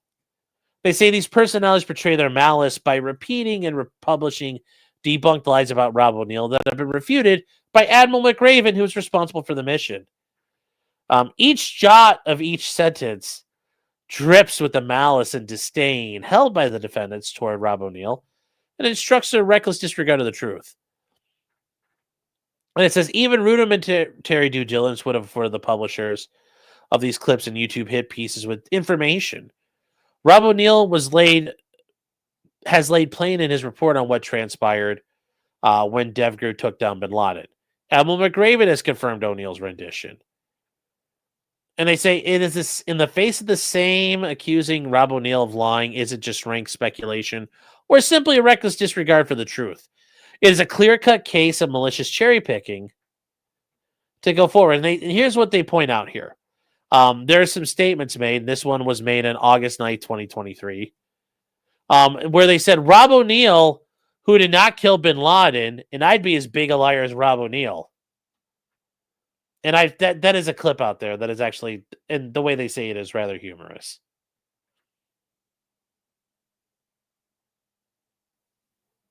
They portray Rob O'Neill in a false light and malign him. All in the name of getting saliency and currency. Well, allegedly. Yeah, I mean, that's the thing, Kat. Yes. Admiral McRaven wrote his book and gave his interviews that he got millions for. So yes. Yes, it's not like these people are, nobody in this is not making money off it. So that's why you got to be sus with everyone. Everyone's sus. All are sus. None are sus.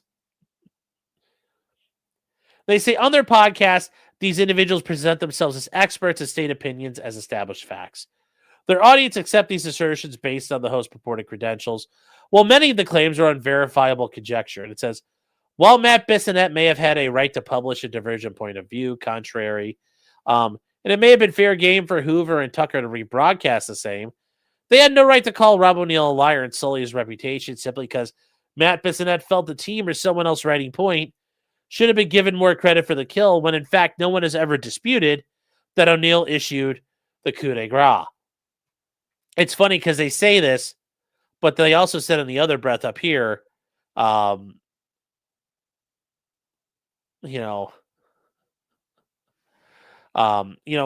they mention here, knowing all others are sworn to secrecy. Well, how many, that's the thing here. You're saying that, oh, well, it's been established. It's like, but you said everybody else can't talk about it. It says, we know for a fact Admiral McRaven and others affirm that no one came forward at any of the mission debriefings and offered anything divergent from Admiral McRaven and O'Neill's narrative. And they say, as their podcast masquerades, as it's undertaking an investigative review, yet made no immediate or serious attempts to reach out to Rob for comment before running their libelous and running commentary.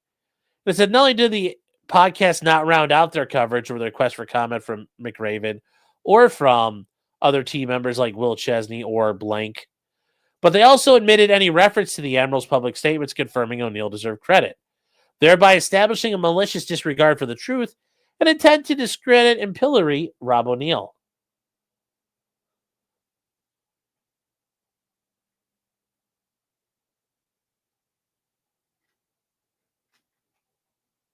And, oh yeah, Admiral McRaven didn't get DOD clearance for his book either. Yes, but when you're a flag officer, meaning an admiral or a general, the rules don't apply to you.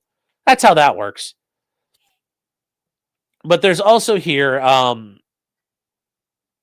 they say, neither did they reach out to people like Will Chesney, who was there on the operation, who wrote No Ordinary Dog.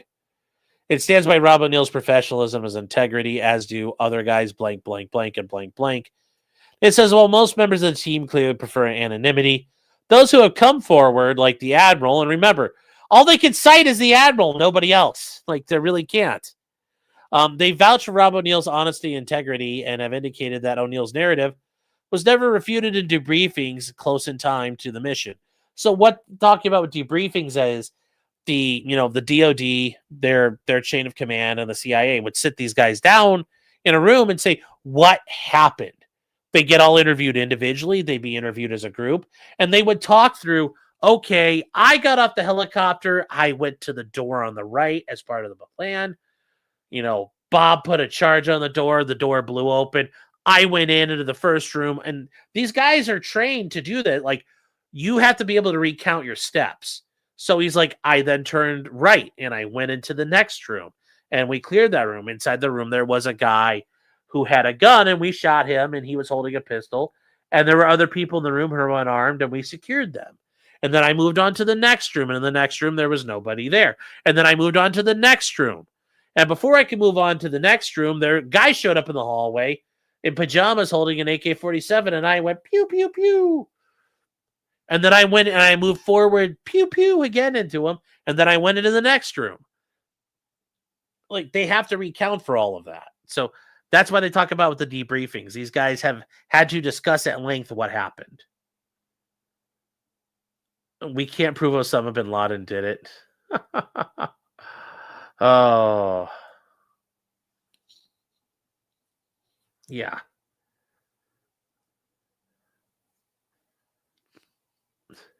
So they talk about, and there's a rendition given to the DOD, the director of the CIA, Leon Panetta, and President Obama in real time. They say, well, it's true most Dev Group members are disinclined to tell their stories. When folks like Hoover and Tyler Arnett besmirch Rob O'Neill's good name, they're ready and willing to attest to his role and integrity. And it says exhibits A through I. That's a lot of people willing to stand up. That's A, B, C, D, E, F, G, H, I. That's 7. That's 7 of them willing to do it. And they're saying that, had you exercised due diligence, you would have established that Rob O'Neill has consistently told the same story. And it says the statements are therefore patently and unequivocally false and or show a reckless disregard for the truth and events malice. They say, had they performed even perfunctory research, they would have discovered they were outright wrong, and they should not believe or rely on Matt Bissonnette's unvetted account. And it says, add insult to injury, they entirely ignored information readily available from like Admiral McRaven on that. And they point out here that they bring up in another thing here, and they say that Admiral McRaven said O'Neill was in fact the man who killed Bin Laden. And now they bring up here the affirmations from Tier 1. And Tier 1, once again, that's the classification of like the tiers of special operations things here. The affirmations are included in Exhibit C, which will be submitted to the court with the request they're filed under seal because people are still wishing to kill them. And they point out that I is from security operator Tegan. That's if you guys have watched 13 Hours, that's Tig they're talking about, I believe. When they do that, we'll bring that up. But he was one of the guys at Benghazi. And he's, he points out that the AntiHero podcasters did to Rob O'Neill exactly what they did to me and my team. These accusations have caused harm to our reputations and the credibility of everybody who risked service to their country. And they say that these are reckless and categorically false. And yes, they point out here that the defendants knew this, but they were in love with their slanderous angle. And they have a reckless disregard for the truth displayed by expressly false statements, and indeed, the tenor of their entire string of invective-filled YouTube tapes and clips as a whole make it apparent their intent was to maliciously discredit Rob O'Neill, and likely in spite of the truth. If you want to know the truth about it. They say it warrants to mention that Tyler Hoover is a retired deputy sheriff and U.S. military veteran, and uses those credentials to give an aura of credibility to his pronouncements. But what about his credibility and reputation for integrity? They say, understandably, he does not leave with the fact he left the force under a cloud with internal affairs, meaning the police force, investigating for wife beating and allegedly soliciting prostitutes. And then on the other hand, Brent Tucker is a former Green Beret and Delta Force operator. It's hard to fathom why someone is known for discussing topics like mental health of first responders and veterans and promoting veterans-owned business opted to target a hero like Rob O'Neill, turning him into clickbait to drive attention to his podcast, but he did and continues to do so.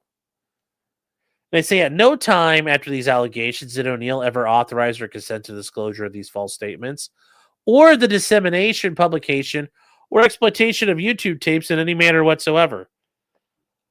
And they're just pointing out there was no consent to all of this. And they say, on the contrary, O'Neill finds the publishing the false statements to the internet to be outrageous, as my law school teacher, Professor Slater, once said, outrageous! Outrageous conduct. And egregious. And yes, ex-deputy accused of abusing wife could not be charged because too much time had passed. He was also investigation reports for soliciting prostitution. Oh, buddy. Not holding back. Not holding back, chat. In addition, additional media outlets have found the YouTube clips posted and posted links to it. I mean, I showed it too, but that was to show you what they've accused of saying. They were perpetuating the lies and exposing millions of the false allegations many against O'Neill. As a result, the defendants were unjustly enriched so far as a massive audience was drawn and allowed the defendants to reap tremendous revenue and profits. Such benefits are a direct result of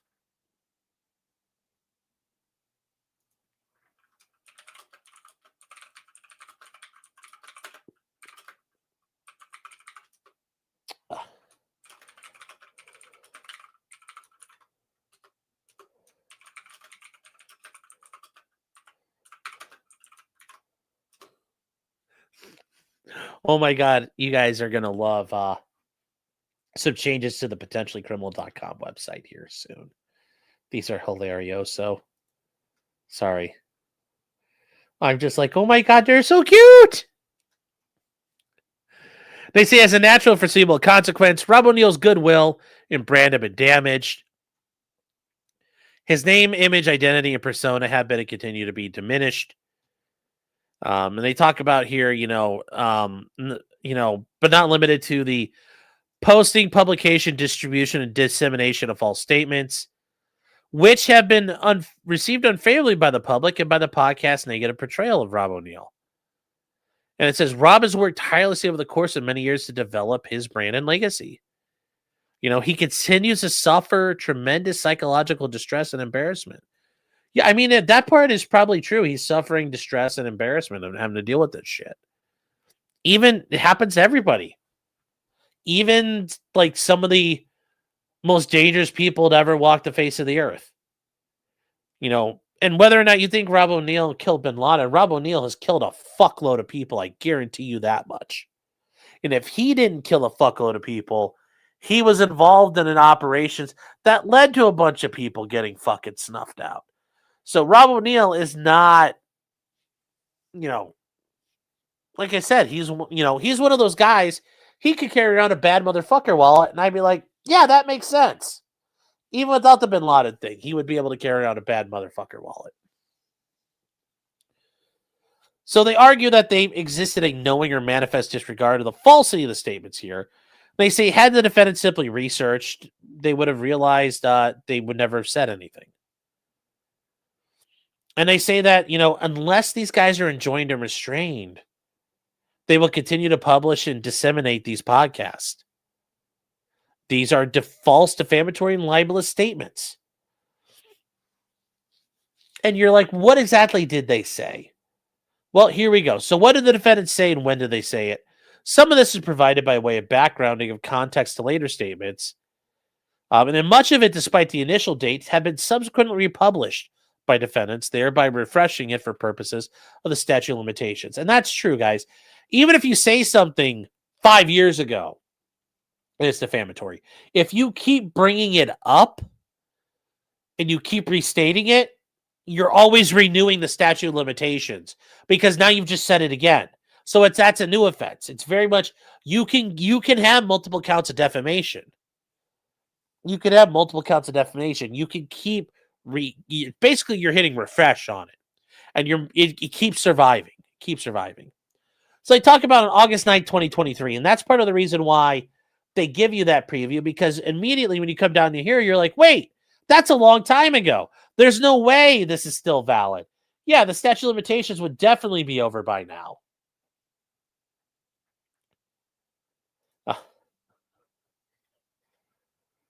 So, let me see here.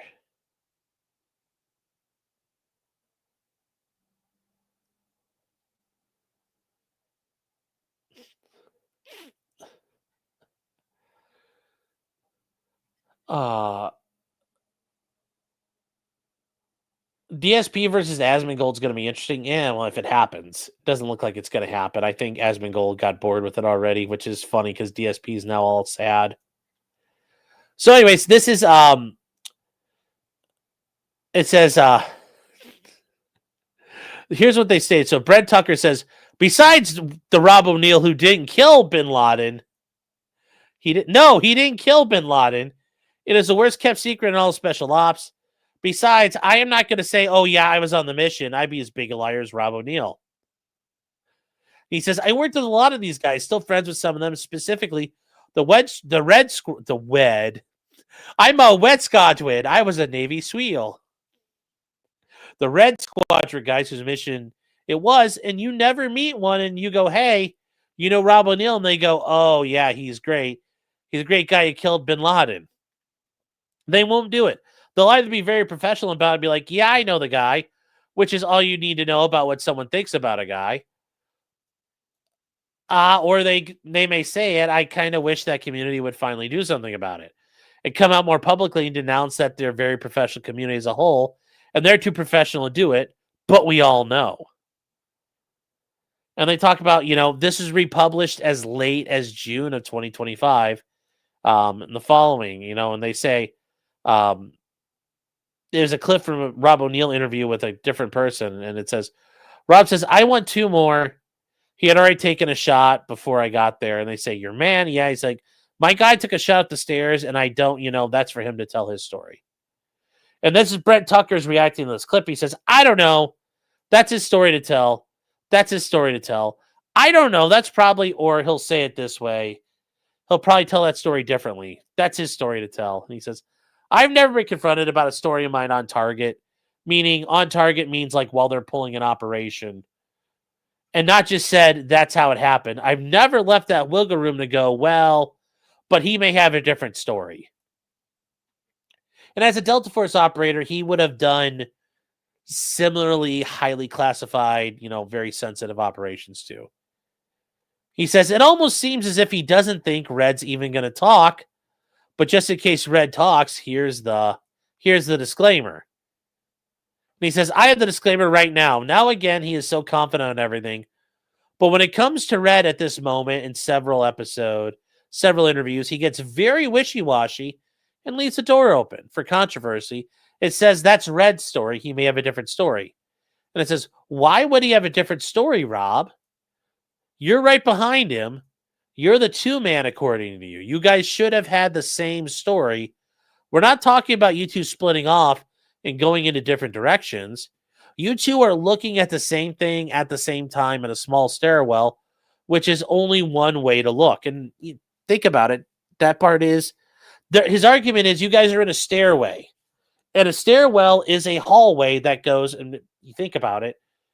Yes, it's a stairwell is a hallway that goes up. And it's angled. But it's still a hallway, more or less. Because you're restrained. You can only go forward or backwards. There's no going side to side on a stairwell. There should be no second version of the story again. The truth. The truth. It's hard. It's hard to keep together when you veer off of it. So notice, this was the republishing of things. But then they go back to 2023. Here's another clip. And this is Rob O'Neill was on the Sean Ryan show. If you guys have never seen the Sean Ryan show, it's actually pretty good. Sean Ryan's a former Navy SEAL. And then Sean Ryan worked for a company called Global Resource Staff, GRS. And if you guys have ever watched 13 Hours, the Benghazi stuff, those guys, that four-man team, were basically employed by GRS. And GRS was a CIA front company that supplied former Special Forces guys to be mercenaries and operate as security for CIA operations. So that's who Sean Ryan is. If you guys don't know who he is in there.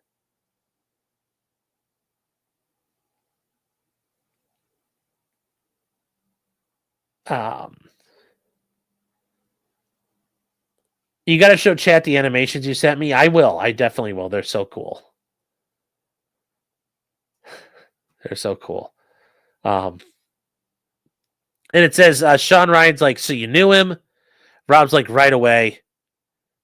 Yep, I knew it was him. And he's like, his beard is gray. His beard has got some gray in it. And then they slowed down the pot. They slowed down the clip. His beard is gray. Then there's also a Matt Bissonette clip. Matt Bissonette says he looked way younger than I thought he was going to be. His beard wasn't gray at all. I mean, he does have gray in his beard. The clips of Bin Laden says, I studied lots of photos of him. They're always gray. His beard was dark black. And then Brent Tucker says he goes on to say, I could see his face. I could see how skinny he is. He goes on to say, I could see the gray in his beard. It's like, wait a minute. Is there gray in his beard? That's the problem with all these facts.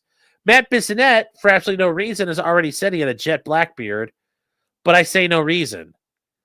And Brett says he had no reason to lie and add that in, but it makes logical sense why the most wanted man in America will want to change his beard color from gray to black. But Rob forgets this. Yes, he's gray.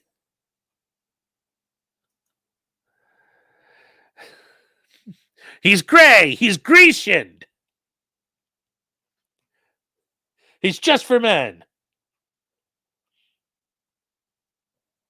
See, in the previous video, they're saying in the previous clip, Tucker seems intent on establishing that Red, which once again, they're arguing, and Rob, is not Rob O'Neill, but a different guy named Red, who led point on the mission, was followed by O'Neill. And this is just like, fucking correct your shit.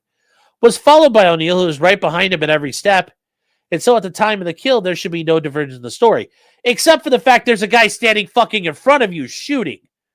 Like if you're following like right behind the guy and you're like right up on him, you can't fucking see over him because there's a fucking guy in your way. And he's busy trying not to get killed. So they're moving along. It's they say it seems to be qualifying in the case where Red comes forward with a divergent story. Tucker asserts this without evidence. Now he quibbles about the beard color of the dead terrorist based on Matt Bissonette's impressions versus O'Neill's for what reason? Simply to impeach O'Neill's credibility. Well, I mean, that is something you could impeach it on, but you need a little bit more than that.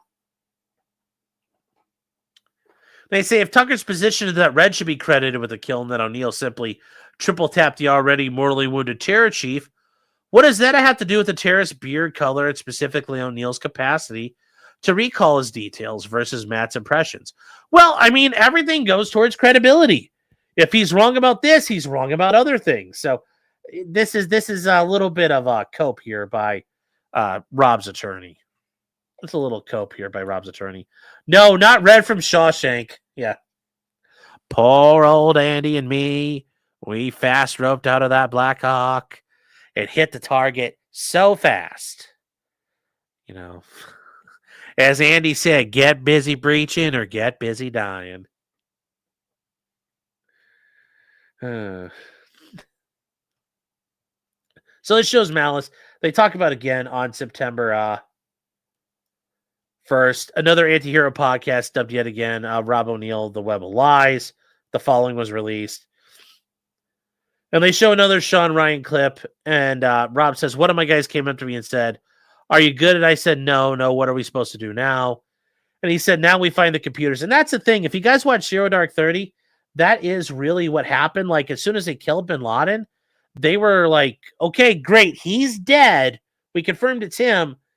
We got to now steal. It's called, sensitive site exploitation. You got to start, like, they took every hard drive, every document they could find. You dump them into garbage bags. You dump them into bags. And you just, you don't rifle through it now. You take it all, and then you go look at it later when you have time. So, yeah, they killed Bin Laden, and they were dragging him out of the house. But, like, immediately, they were stripping everything they could find for intelligence value. And he says, we do this every night hundreds of times. And I said, yeah, you're right. And he's like, yeah, I got fucking work to do. I'm back. And he said, holy shit, you just killed Bin Laden. And your life just changed. Now get to fucking work.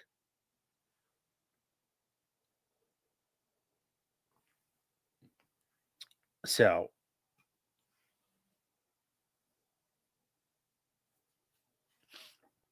And they say he forgets his job. He shoots a guy in the face 3 times, mows a kid, and then he's like, he's overwhelmed. He doesn't know what to do. He doesn't know that every mission in his life, when the mission's over, you go to SSE. Now, here's the thing. Brent Tucker is talking about this as a Delta Force guy. Like, yes, you got to be like, to be fair, though, they just hit an op where, like, the big bad, the final boss of the video game, Osama Bin Laden. It's not like, like you're killing somebody fucking important. You might go, oh my God, did I just really fucking do that? And also, it doesn't sound like this was very long at all, where Rob O'Neill's like, oh shit. I'm sure it may have been like 20, 30 seconds.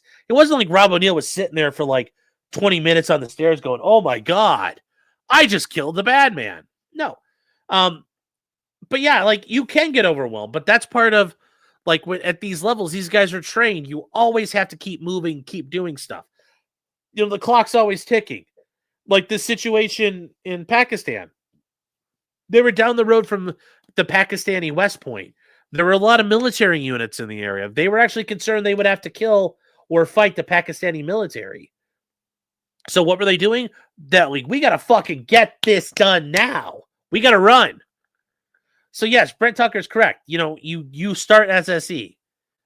And he says, do you find it odd that he just forgets his job? I mean, it happens sometimes. He says, I have never shot a guy on target. And I assume Brent Tucker has killed his fair share of people too.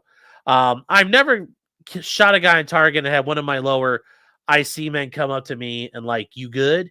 You just killed a terrorist. Are you okay, Brent? It's what we're there to do. It's what he has done a lot. I believe Rob's killed a lot of people. I believe he's been proud of probably every kill, as he should have. But now he doesn't know what to do, and it does make you, when you hear it, and you hear it as a story, you don't think anything of it. He says, when you hear this as a tier 1 operator, this is bullshit. Which, maybe. But, yeah. Some guy with cancer for $4.99 says, this is like South Park's, I broke the dam! Yes. Yes. Yes. Yes.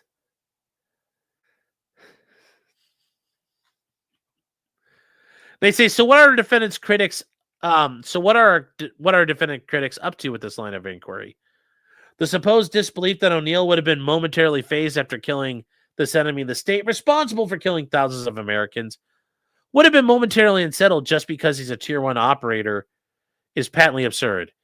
He is clearly intent on impeaching O'Neill's credibility solely to aggrandize himself. And it says, like a dog without a bone, these hucksters keep at it. It's like, whoo! The following is another one called Rob O'Neill, The Web of Lies. The following is posted from September 2023. And this is where Rob says, I shot him again on the floor, and then I moved all out of the way so I can hear Bin Laden taking his last breath.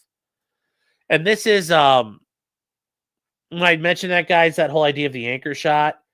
Like, he's down on the ground, and you're like, okay, well, I need to make sure he's dead. Thwap, thwap, thwap. You give him a couple more for good measure. Brent Tucker's, this is where Brent Tucker challenges. He says he shoots him in the face twice, once on the ground for a third time, and then he watches him, goes back to a little Showtime Rob, watches him take his last breath. And he says, we shoot people in the face because it gives us what we call a central nervous system shutdown. Yes, when you shoot people right in the face, they generally go, and they're dead. Yeah, it immediately ceases everything. Yes, the best thing you will get is maybe an involuntary switch or twitch. He says, generally speaking, you shoot someone 3 times with a rifle, with a something in 5.56 millimeter. These type of special rounds these guys use. I haven't seen anything, but people drop and not another movement. So now you're telling me he didn't just like crumple to the ground. He is in his position, and you're just staring and looking over his body and he takes this movie like Last Breath that it's almost like, a cutscene. Now, here's the thing. I'm sure Brent Tucker would tell you this is somebody who shot a lot of people and seen a lot of people shot. The human body does weird things when bullets go into it. So he could have still been breathing. It would have been more like agonal respiration, like what's left of Bin Laden's brain is firing on, basically brainstem activity. But we don't know. Like I said, we don't know. We don't know. And it says, Tucker's evidently intent on disbelieving anything Rob O'Neill describes as if it's incredulous, liking the reflections as if they are too cinematic and therefore suspect. Invoking his own supposed expertise as a tier 1 operator, he's casting doubts over SEAL standing over the body of the number 1 enemy of the state and making sure he was dead and making sure he had gasped his last breath. And they point out, like, killing Bin Laden would be a banal affair, no different than killing generic terrorist X, Y, or Z. And in doing so, it's showing his malicious intent and reckless disregard for the truth. And it says the rampant speculation on its face is geared towards proving Rob O'Neill could not have killed Bin Laden, even though he admits O'Neill surely killed lots of people on lots of missions. Well, that's the thing. Nobody's saying he did it. Do all the other stuff. I'm sure he was very, good at what he did. But it says then in 2024, they did a podcast episode simply dubbed AntiHero O'Neill. This is our duo of detractors. Oh no, Phil is getting involved, chat. And they say they release a podcast which they present as closed captioned in bold overlay type to create the effect of Rob O'Neill is starting to publicly backpedal his story. And they point out this is a complete falsehood because Rob O'Neill never changed his story. And this is where Tyler Hoover now is being accused of stuff. It says He's going to say that he was the one that killed Osama bin Laden, went to 2 rounds and a round to the body or something like that.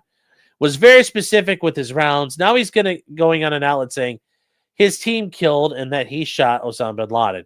None of that was ever debated. And they're saying, yeah, no, that's right, was never debated. That was exactly what Matt Bissonette has been saying the whole time. You were just the last guy to put a round at bin Laden, and that's where his original story and now his new story drastically differ. And that's kind of where we're getting the argument of like, okay, it sounds like Rob O'Neill did shoot him, and I don't think that's out of the question. These guys are just saying you probably came in afterwards and did the on the ground. You weren't the guy who came into the room initially and said, "Oh, hi, Osama," bop, bop, bop, and took him down.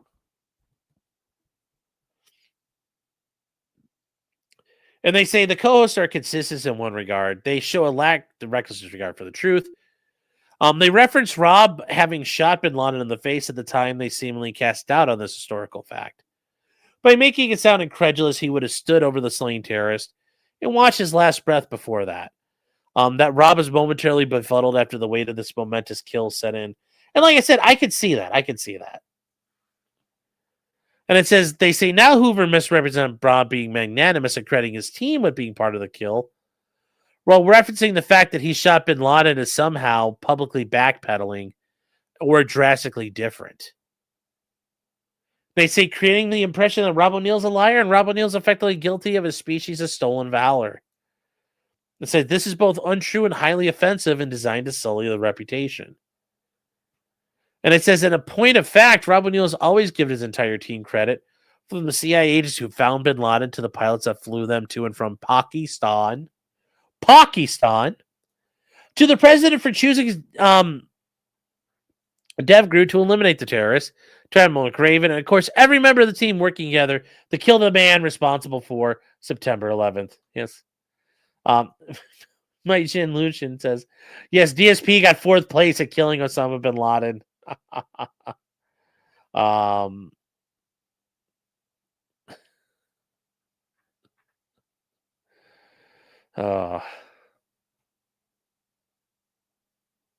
Dirty Eric is saying no one has said that Rob didn't shoot Osama bin Laden. When he did, he fucked their process up of IDing him. Yeah, that is the thing.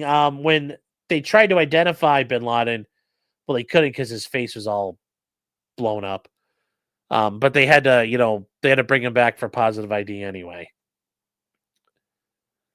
And they say through this elaborate pantomime, Tucker and Hoover are taking bows for supposedly exposing the truth, when in fact the only thing they never debated, as they put it, was that O'Neill was a member of DevGru, and DevGru had a mission to apprehend or take out bin Laden, and did so.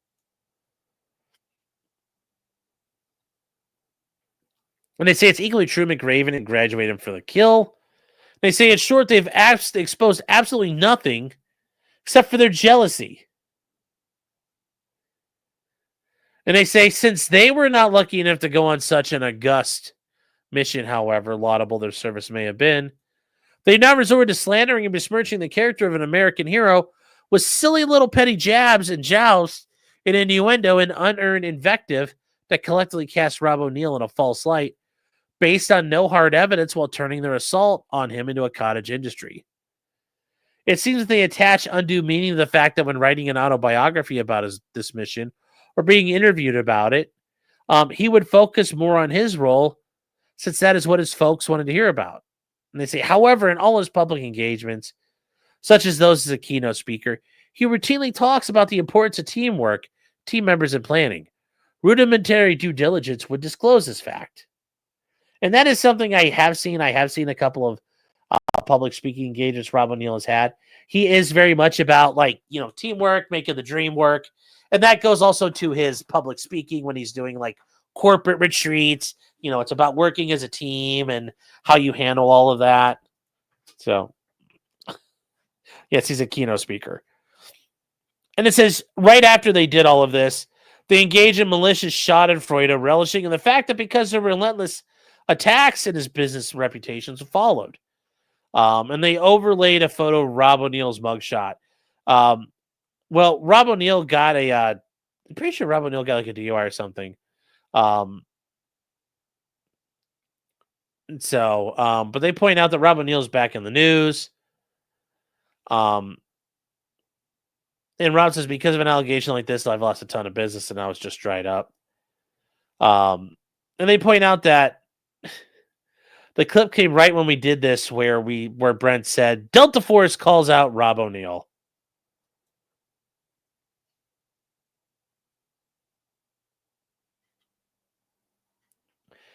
Kat, you're saying if Rob O'Neill is telling the truth, why is he shunned?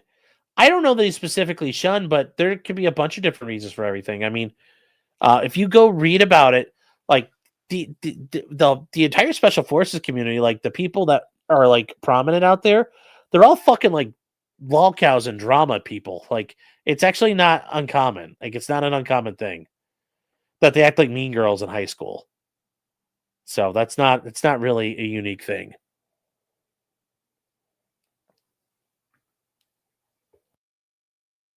And they go back again, they say Rob O'Neill, who didn't kill Bin Laden. And I said it here, and they're like, he. And somebody's asking, did he or did he not? And Brent Tucker's like, no, he didn't kill Bin Laden. Tyler Hoover says it got to him when he spiraled out of control on a weekend where he was out doing a podcast. He got belligerently drunk and then called the bouncer the N-word, even though he was an old white guy. I mean, that's not real. Like, I mean, that's a story. I'm just saying. Was this story based? Yes. I'm just saying. But Rob O'Neill denied all that. He says, I didn't do that. But yes, he did get arrested. Well, he had a DUI previously, but he also got arrested for being publicly intoxicated. And that's how they go through this here. And this is where they're on a Twitter space here. You see an ex-speaker. They're on some sort of Twitter space. And they say there's a number of things illustrated by these hodgepodge of clips. The first is the evident glee shown by O'Neill having been arrested for intoxication. They say, who laughs at the kind of misfortune for a fellow veteran? Well, it can happen. You're not immune from criticism or anything. Remember, it's all... You're no different than anybody else. It says, why would one take such shot and fright over a fellow veteran's unfortunate circumstance? And it says, the U.S. Department of Veterans Affairs reports more than 1 in 4 veterans consume alcohol at the at-risk to excessive level. Now this is just getting a little ridiculous here. That's getting a little ridiculous here.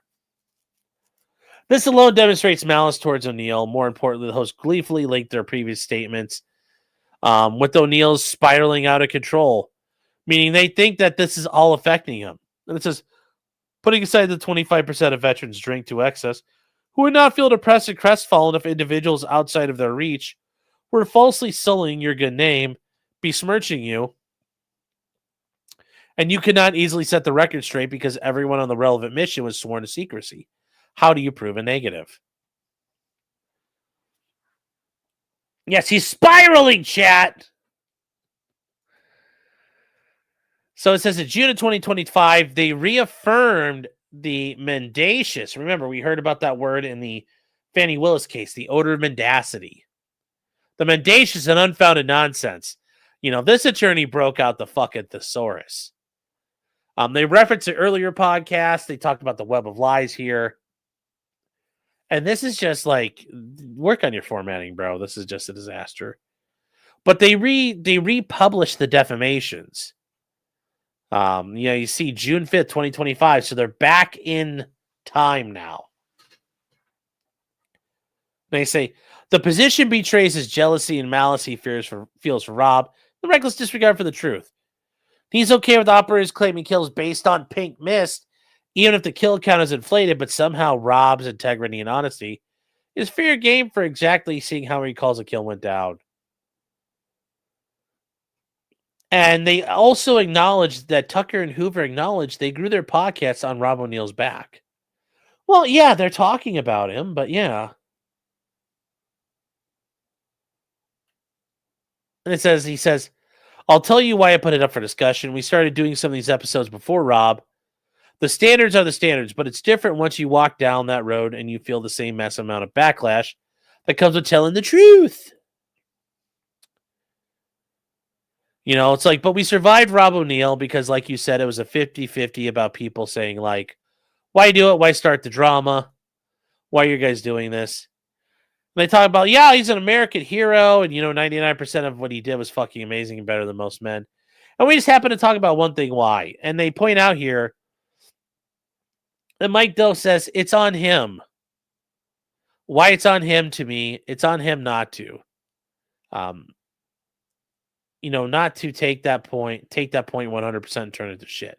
He could have been 100% across the board. Why fabricate or why tell a story for your own gain? It gives someone the opportunity to taint your reputation or call you a liar. And they keep moving on here. And he says, well, you're already there. He says, Brent Tucker, comes on to here. And he says, you guys already operate at such a high level. You're already the top 1% of Americans ever be born. Why fabricate any of this? And he says, when you're already there, well, I'll tell you. He says, I'll tell you and me and Jay have this conversation before the live, because if you're just in the room and Red already killed Bin Laden, which is what happened, Matt Bissonette said, you won't find a SEAL Team 6 guy with a different story, except for Rob O'Neill, because unless you're the only guy that killed Osama Bin Laden, that's the guy who gets to go shooting with Kid Rock. If you're the only guy that killed Bin Laden, that's the guy who gets to go shooting with Kid Rock. If you're the only guy that killed Bin Laden, that's the guy who gets $50,000 speaking engagements. And he says, you know what, though? If you're the only guy, because Matt told the truth, most people don't know Matt Bissonette's name because he told the truth. And the truth wasn't good enough to give you rock star status.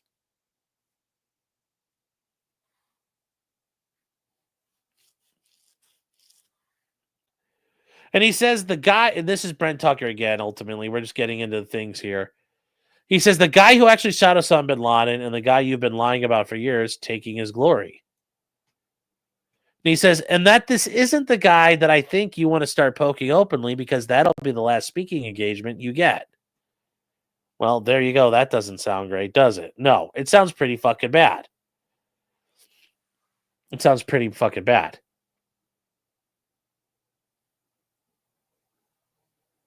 So James Reed says, what's the real story in all this? It's not 100% clear. It's not 100% clear.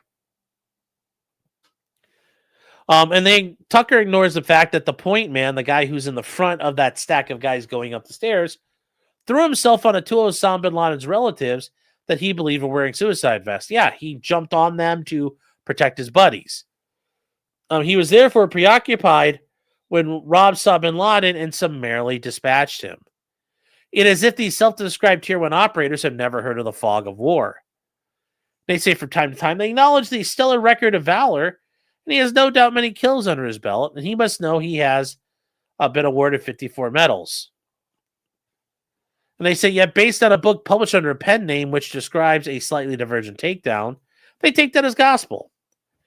And they appreciate the fact that Mark Bissonette, under the pseudonym Mark Owen, published the book No Easy Day in 2012, giving his version of the raid, and claimed that an unnamed point man fired the shots, that he and other SEALs fired more shots in the body afterwards.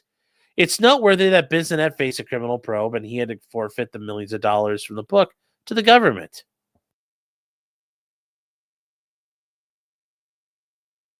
In chat, the No Easy Day thing, that is from there's a saying that's attributed to the SEALs that the only easy day was yesterday. When it comes to training and practicing and going through everything there. Bella says, oh my God, that's just the shake. This is all stupid high school crap. Yeah. Yeah, well, that's the thing. These, we're all simple. Yeah. We need the body cam footage of the raid. Somebody's going to go out there and do a copy, record themselves playing Ground Branch when you're hitting the house. Oh. And it says Rob O'Neill has consistently indicated that he was the SEAL who fired the fatal shots on bin Laden's head. Although others may have also shot and wounded bin Laden, he first made this claim anonymously in an Esquire magazine in 2013, and then publicly on Fox News in 2014. And while his statements have been met with dismay by many in the community who adhere to a code of silence, and that's true. Most SEALs don't talk about their job. No one has come forward to dispute the accuracy of the statements. And it says, once again, Admiral McRaven is one they talked about confirming it. It says, given this dichotomy, the defendants might be entitled to their opinion that Matt's version is more accurate, even in the face of DOJ's actions against Bissonnette while taking no action against Rob O'Neill.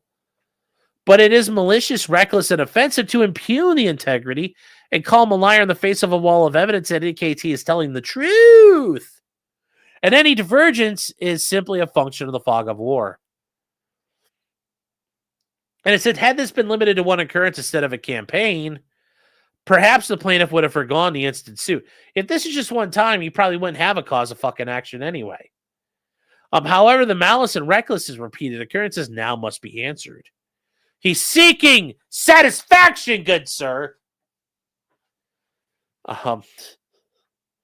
So they talk about things that have gone on here, and they talk about Counterculture Incorporated, where Tyler Hoover is president or founder.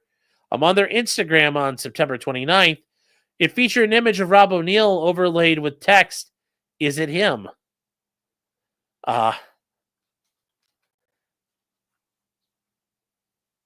And that is where they actually, hold on here. Can we grab that? Hold on here. Instagram. Let's see here. Let's see if I can find this. Hold on here.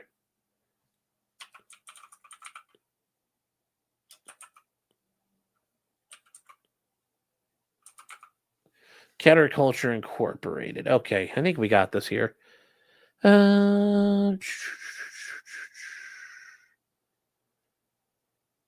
Let me see.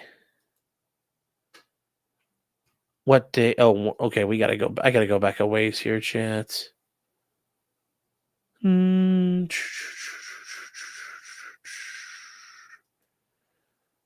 me see. When is this one? Oh God, this is. Where the heck is this? I'm trying to grab it, chat. Hold on here. We're trying to pull this. I'll bring you guys in on. So this is the counterculture thing here. Let's see. Let me see if this is... How far back is this? 5 weeks. Okay. 5 weeks would be... Oh, we got to go back even further. 5 weeks is just now to... where is it? Oh,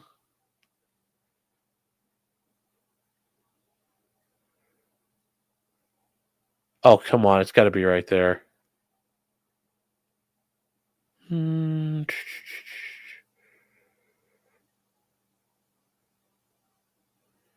Nope, I can't see it here, guys. Sorry.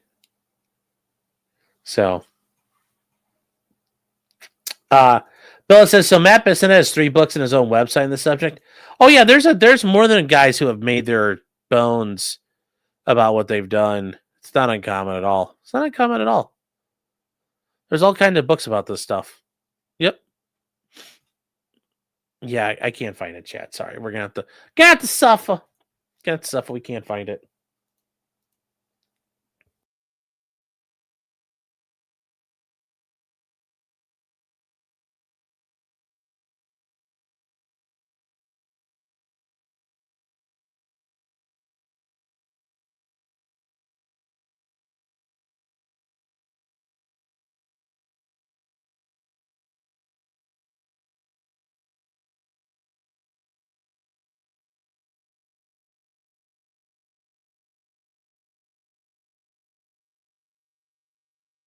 All right, guys. Sorry. Oh. Click on the like images to prove you're human. Oh. Are all these podcaster clones the physiognomy? Yeah, yes, that is true. That's not untrue at all. So that's untrue. Oh. So anyways, they say they go on. And this is the one they tried to, like I said, I couldn't find it. And they're like, they basically cut something up here. And they say that it had no bearing on the subject and was clearly inserted to make Rob O'Neill appear dishonest. And they say the following exchange was what was done here. And they go on to say, because Rob O'Neill's like, dude, you don't need to make it public. And this guy named Kevin Ackerman says, who says the most critical bitch comments are people who don't actually show their real name? And this guy, Kevin, goes, yeah, like Rob.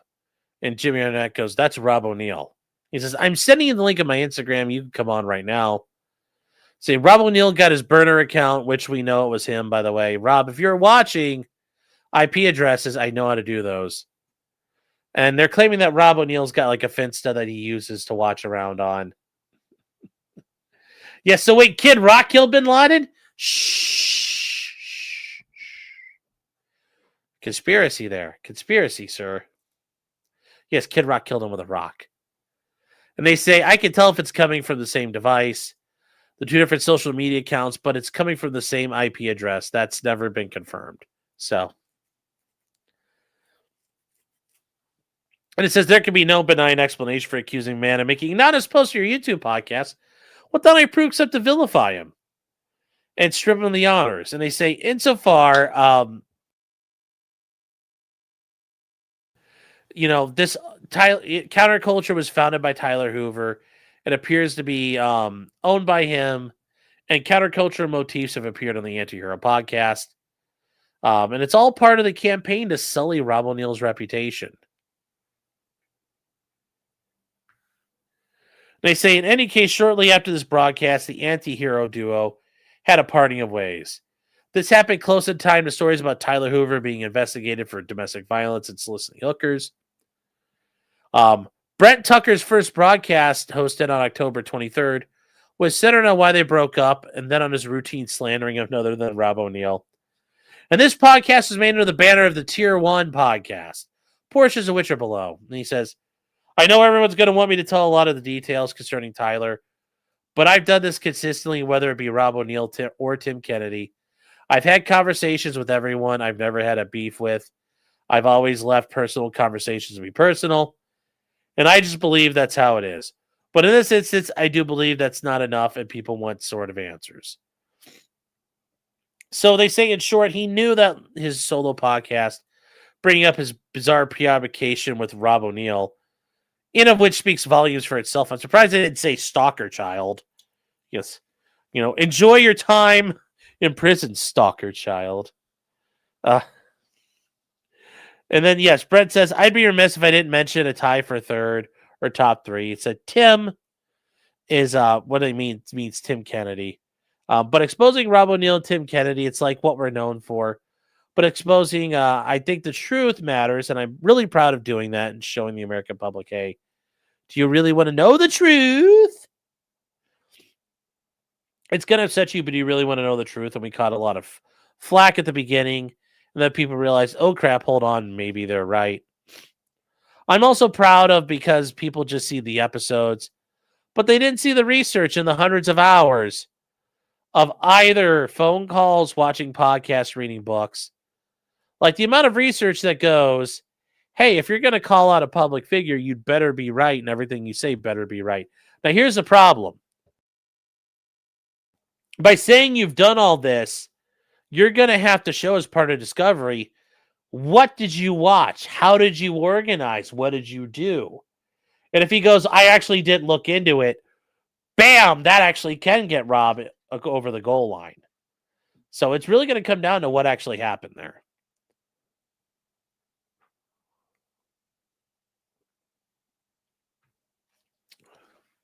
He says, you're still on the fence like, well, maybe he's right. You think I could call out people with those massive followings, and guess what? Never get a lawsuit. They'd sue me in a heartbeat. Never. You want to know why they don't want you? You can guess why they don't have a lawsuit against me. And this is kind of funny. He says this like 2 weeks before it gets filed. Because we'd have to go to court. We'd subpoena people who didn't want to be public, and they know, let that just be. Let that be put on the record. Well, there you go. There you go. You fucking, good job. Good job there, buddy.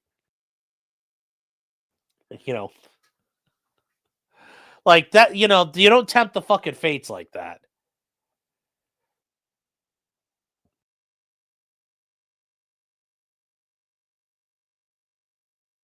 Am I sneezing? I got the sniffles, chat. And he says, I exposed the guy Rob O'Neill for lying to America and making his fame off a lie, which I've proven, which again, you can ask any SEAL Team 6 member you ever run into. If you're lucky enough to run into those guys, you can also wonder yourself why no one from DevGru that's in the public eye, which there are several, have ever come out and been like, I don't know what the problem is. The guy did it. We're from DevGru. We know the story. You won't find one guy. He says, fact, you'll even find Matt Bissonetta wrote a book and told the truth. You'll even find Amal Bin Laden, who was also there and said, a team of SEAL Team 6 guys came in and killed my husband. And that's true. Yes, one of Bin Laden's wives has been interviewed and just released that interview. Like, it really is a thing. It really is a thing. When they say, here's the problem with calling Rob O'Neill a liar. In Matt's book, he claimed another SEAL fired multiple rounds into Bin Laden after he was already in the ground and twitching. Putting aside the account was never vetted by authorities or was written under a pseudonym, it's not his face divergent from the account, or at least it can be credibly be reconciled with Rob O'Neill's account. Rob O'Neill was alone in the room when he shot Bin Laden 3 times, and shortly thereafter carried on with the mission. Even the rudimentary Google search will apprise it's possible for bodies to twitch or move involuntarily after being shot in the head. And that's true. It's kind of like on The Rock where the guy gets crushed and his feet are still twitching. And, Sean Connery's like, oh, it happens sometimes. They say this doesn't mean the person is conscious or alive. The movements are reflexes from the spinal cord. Yep, it's just firing off then. Yes, I agree, Tim. Yes, and Rob could say, I was on that team. So, I think a good set is Brent Tucker related to Patrick Melton. I mean, the way they go after this and to the extent they talk about it, yeah, that's a lot. So,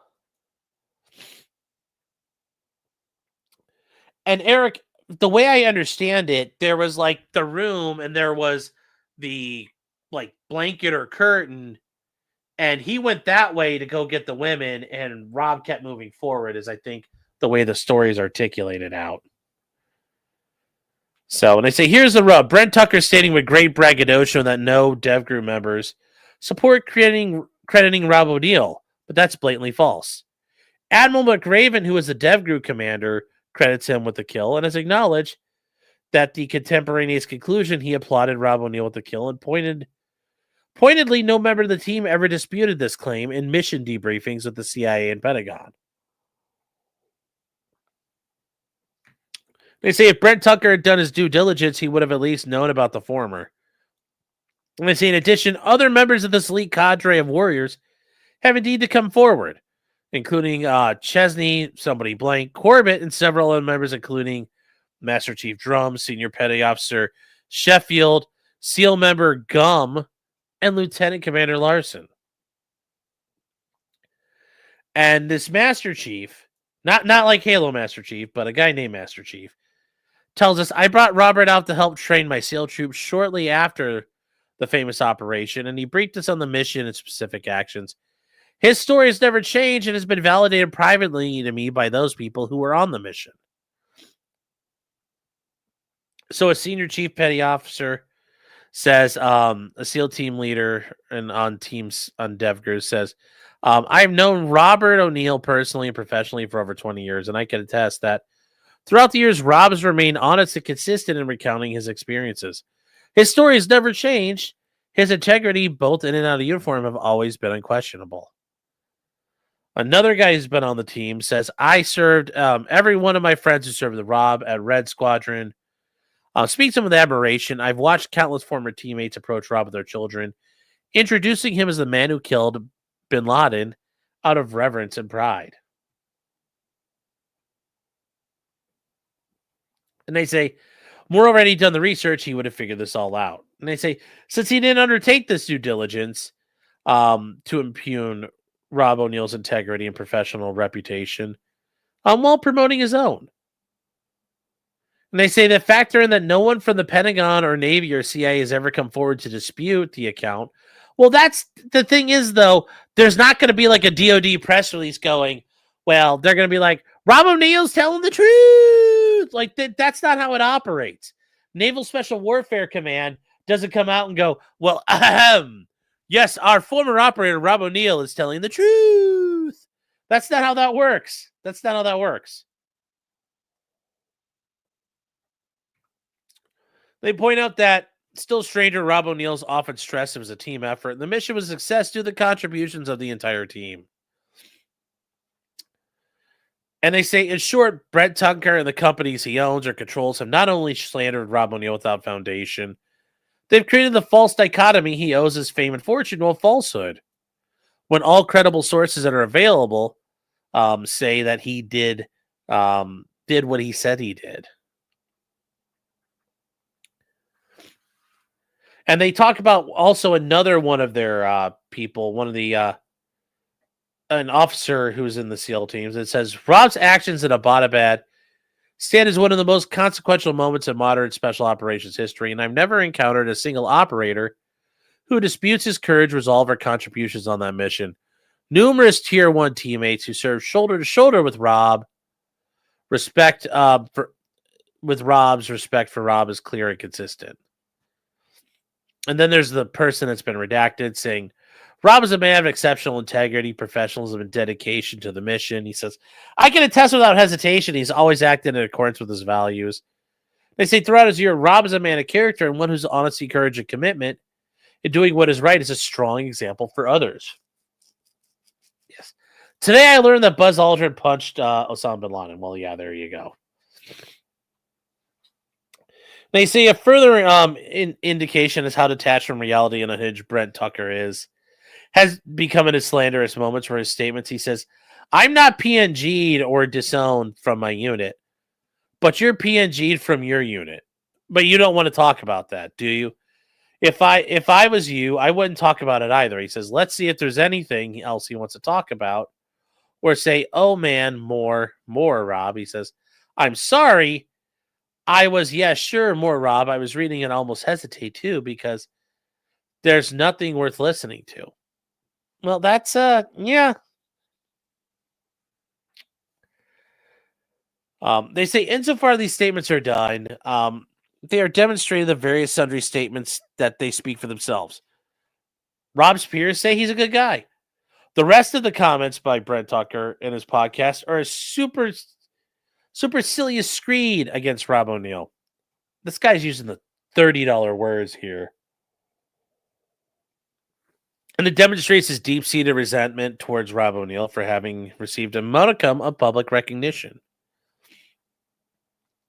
And they say perhaps he feels he is owed for his own time in action, which is perhaps he should have received. Many veterans feel that way. It doesn't justify the reckless disregard for truth.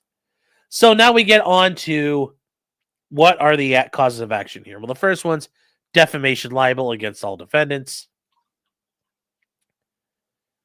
So once again, this kind of drags on for a bit here. And it says, false statements made with the malice of forethought that either knowing falsity or a reckless disregard for the truth.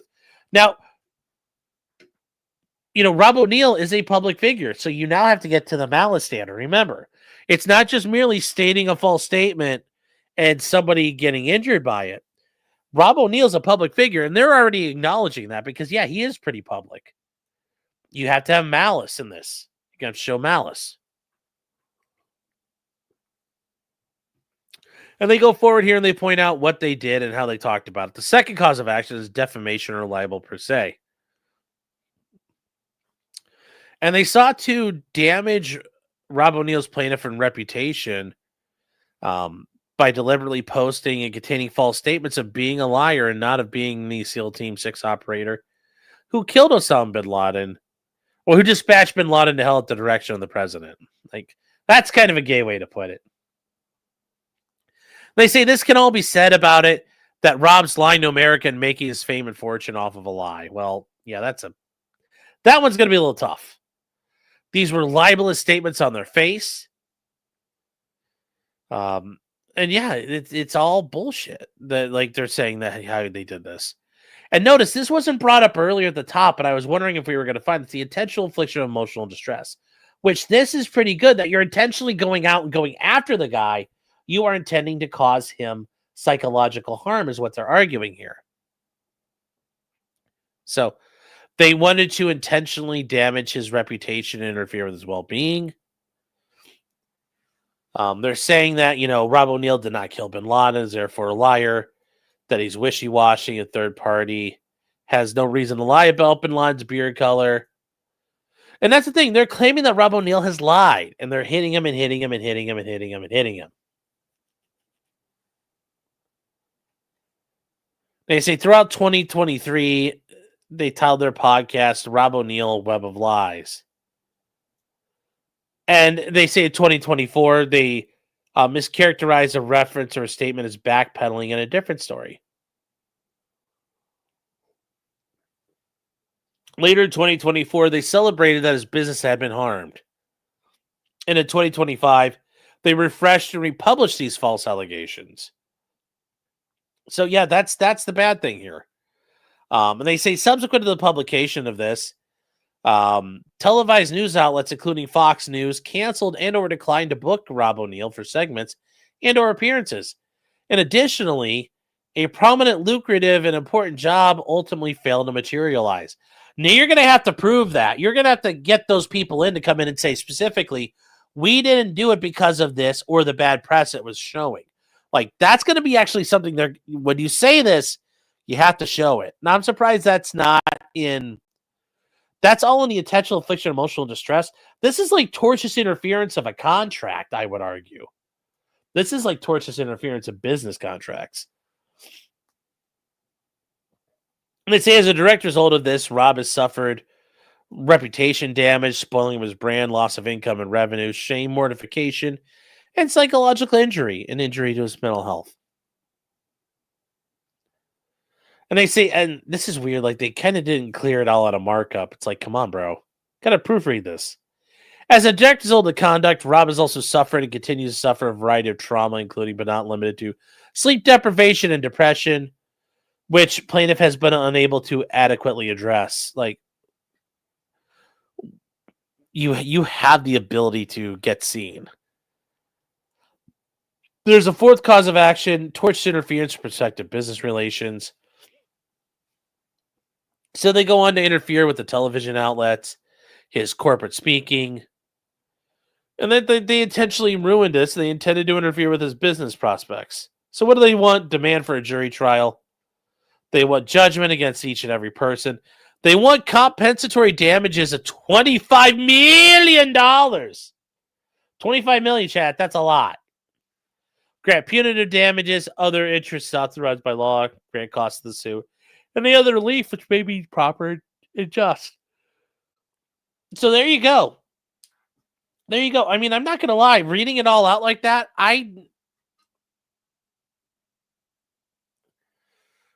don't know how much he's actually going to be able to get out of this. Do I think this will survive summary judgment? Probably for now. Remember, the other guys get to respond, but I think this survives summary judgment at least. I mean, a lot of these cases do. They survive summary judgment, they get to discovery, and then we find out, oh, they're still garbage. I don't know about this one because some of the discovery they're going to ask for from the defendants on this, I can see it being very, very, very revealing, but we won't really know till we get to that point. But at least for now, it's going to happen. At least for now, I think this case will move on. Does it have merit? I don't know. At the end of the day, I'm not 100% sure on that. I would say no right now, but that's what I think about it. That's what I think about it.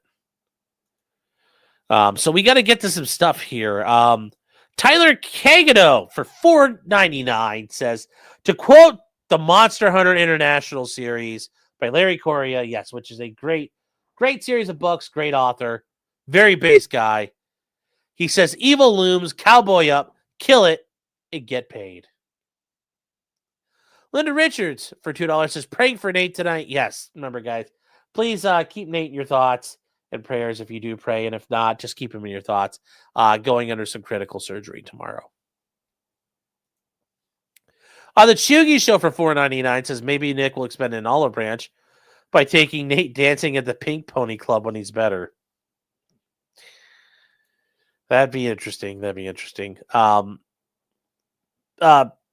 player says most of the team ended up dead about 3 months later during Extortion 17. Also, DevGru, SEAL Team 6 and Gray Team are all the same team. Although technically there's a Gray Squadron in DevGru, so that's calling it Gray Team doesn't always work. But yes, later on there was a helicopter with the call sign Extortion 17. It got shot down in Afghanistan, and it killed a ton. It killed like 15 SEALs. Pretty nasty crash. And a lot of the guys who were on that raid were there. Ag Biochemist for $2 says, where's the book ready training after the SEALs? I don't know. Like, hook it up to AI, have it right. Will from TX, thank you, Will from Texas, says, I heard Florida Rep Corey Mills received a Bronze Star for killing Bin Laden. Yeah, that's funny. That is very, very funny. Ag says, all right, these idiots are dumb and cringe. Yes. Very true. Very true. Oh my God, I'm not. Brimstone says, so why did the news even put the fake moon landing on TV? They could have just had the audio from NASA. It's like, because you would have believed it less likely that it was you'd have thought it was a fake back then.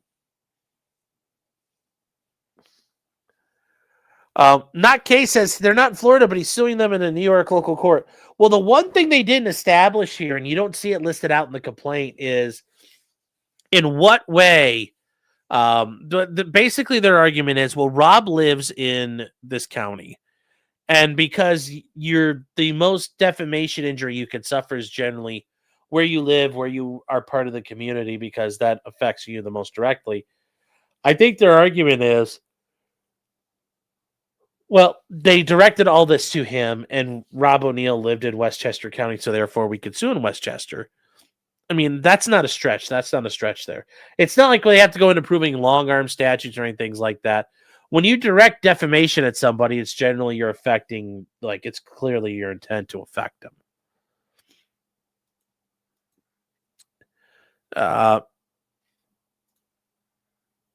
Yeah, Matt Bissonette synced Rob O'Neill on the Sean Ryan podcast without having to say it directly. Yeah, I mean, you guys can watch that if you want to, the Matt Bissonette interview with Sean Ryan. It's a little interesting. I'm going to leave it at that. Maddie B's been a member for 16 months. Thank you, Maddie, for your support. Says, all new Clyde game coming for Christmas, chat. And yes, guys, that's over at potentiallycriminal.com.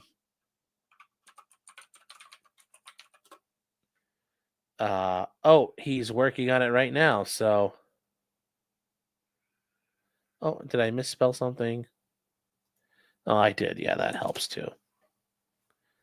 Remember, guys, this is the illustrious website. The illustrious potentiallycriminal.com. And remember, guys, among other things you can do there, you can look at different things. And as put together by Maddie B, am I going to be late or gay? And then you can do the abouts for me. There's a thing for Clyde. It's about Clyde. He's such a good boy. But the most the pièce de résistance is where. Why is this not working? Here we go. Chef Clyde. You guys can play at potentiallycriminal.com/sandwich. You can play the Clyde sandwich stacking game. And it's, oh, look, it's Spaceman Clyde. He's in his spacesuit. Speaking of the moon landing, chat, look at that. Moon landing Clyde. Moon conspiracy Clyde. Check that out, guys. Moon conspiracy Clyde. Doesn't exist. Does not exist. We're getting too far. Oop, we got to get the Baldo. Leighton Gate, and we're slowed down. The Baldo's slowing us down. No! Oh no, stuff's falling away too fast.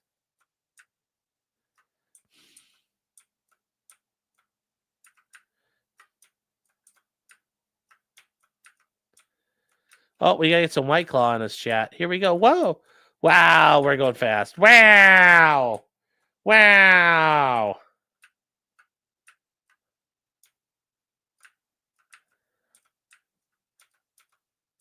Let's see here. Another White Claw.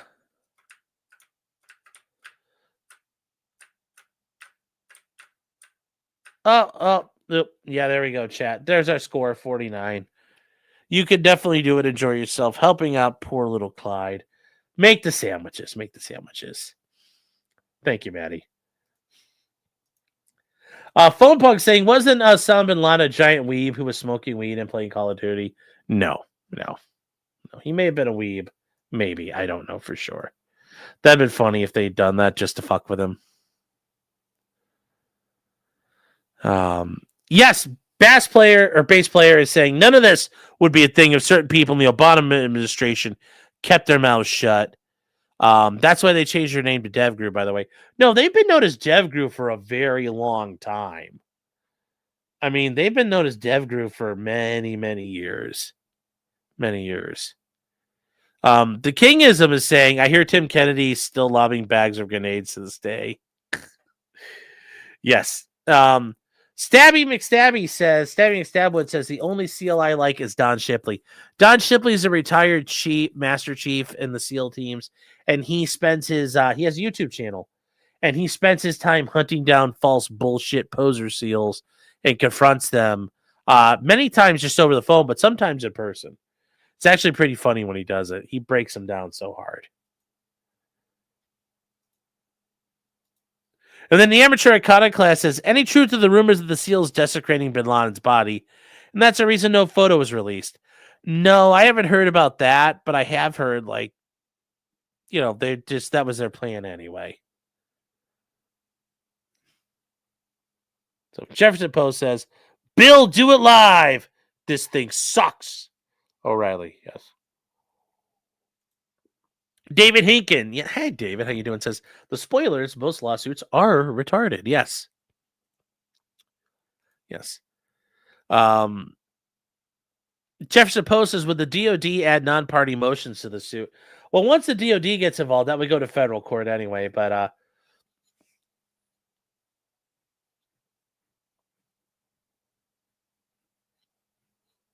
that's going to be a little bit of an issue from there. Would this Rob O'Neill to prove beyond a doubt that DevGru got Osama? Yeah. No, okay. Yes, I get it. You're trying to be cheeky, but yes, they did kill Bin Laden. User 404 says the guy that gave him money. I did not give Phil money. Patty Leather says the moon landing was filmed in New Mexico. I don't know about that.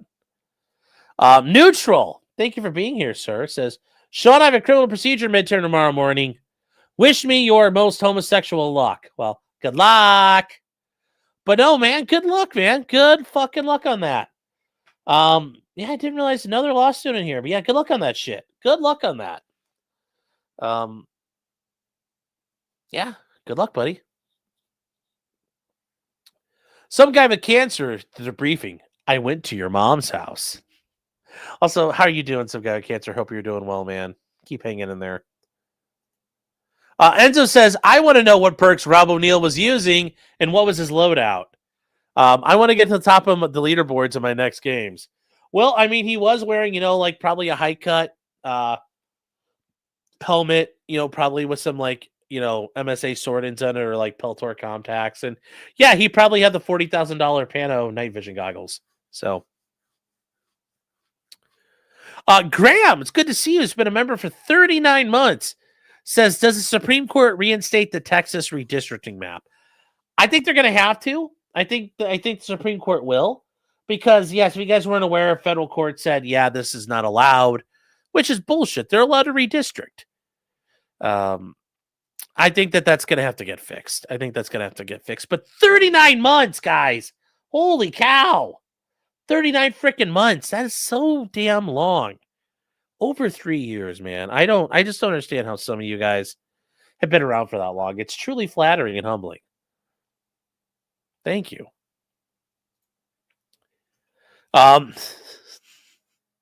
Malcolm Combs says for $5, the Command and Conquer Tiberian Sun user manual was found by the CIA in Bin Laden's compound. Yeah, I heard about that. I don't know if that's true, though. But do you find it so hard to believe that Bin Laden may have been a gamer? There's only so much you can do when you're cooped up like that. EDW Raptor says, Sean, we didn't get any game sounds. Typical. I didn't have the sound on. Sorry. You're going to have to suffer. But thank you, EDW Raptor.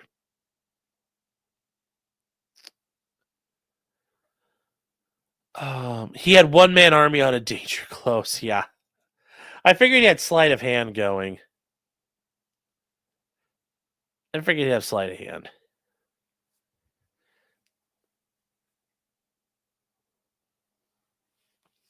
Bin Laden played the GLA for show. Peter Key says Command and Conquer Generals would fit more for sure. Well, because didn't they have a terrorist faction? You had like the US, you had China, and then there was like a Middle Eastern faction or some shit. So.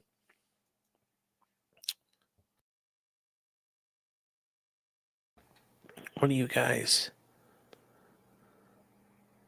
I'm trying to see if I missed anything here, chat.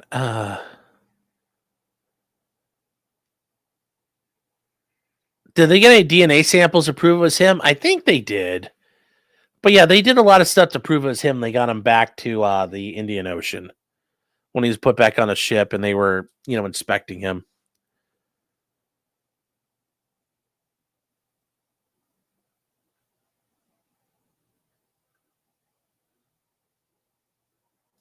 Kat says DevGru was in Vietnam. We didn't learn about DevGru even existing until 20 years after Vietnam. Well, I mean, it didn't exist till after Vietnam. It was developed later, but SEAL Team 6 itself did exist. Will I play Halo on stream at some point, maybe?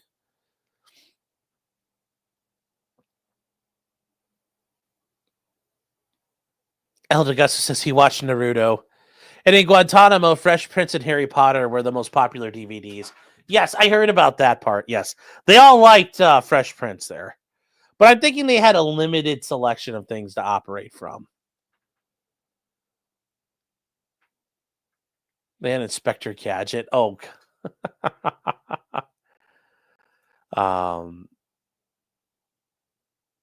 Yes, there's an archive of the scanned documents found somewhere. Yes. And that's what I mean, guys. They literally just, if you watch the movie Zero Dark 30, that's what SSE looks like. You're just like, you're opening up a computer, you're ripping out the hard drives, you're just taking piles of paper and just shoving them in everything you can find. Remember, you take it later and look through it, because if you waste time looking through it there, well, then you're on target longer. The longer you're on target, the more likely you're going to get attacked and compromised. Well, instead, if you just take everything with you, and then when you get back to base, you're like, yeah, garbage. Great. You don't hurt anybody. It's quicker. So, yeah, lots of porn. Yes, there was a lot of porn. Yes. So.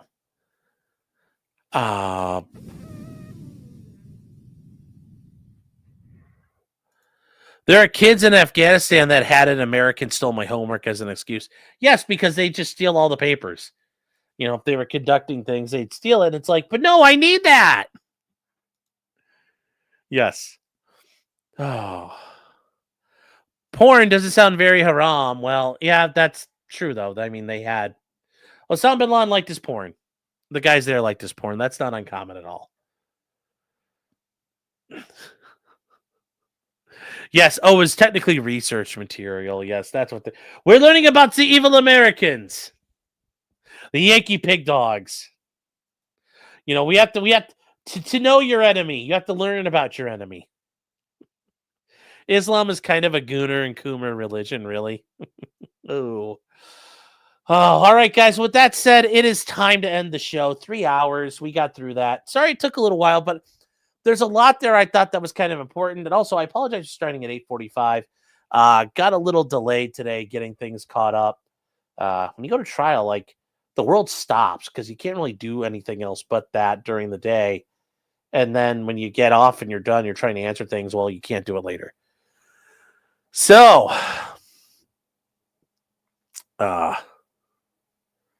Keopathic says that the Hajis, who are the Arabs, who worked at the dump at Camp Al-Assad,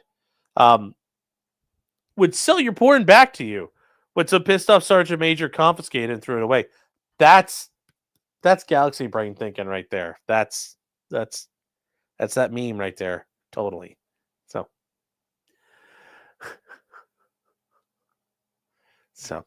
with that said, chat, we are all done for now. We will be back at it tomorrow. I'm not sure what we're going to do. We're trying to figure that out right now. But we're going to get back into it. And also, guys, if you're new, we do have the Thursday night show every Thursday night at 9:30. Cover all kinds of stuff going on. Got some different things to talk about, like Whistling Diesel got arrested for tax evasion. Jack Doherty got arrested for drug possession and acting like a faggot in front of the police down in Florida. Just some other stuff we're going to be getting into here coming up. And yeah, just go ahead and do that. I appreciate you guys all being here. Thank you all, chat, for stopping by. And just remember, until next time. And I will say, having read all that, I'm like, I think, I still don't know what Rob O'Neill's going to get out of this at the end of the day. But we'll see. We'll see. I still think this isn't going to, ultimately, is it going to go anywhere? Probably not. But will he survive summary judgment? I think so. But once again, it's still not going to go anywhere. But once again, chat, remember, till next time, just because you did it does not mean you're guilty. Even for you, you're not guilty, chat. So, good night, chat. Take care, and I will see you guys tomorrow. And actually, hold on. I got to move this shit out of the way so I can scroll down. There we go. Good night, chat.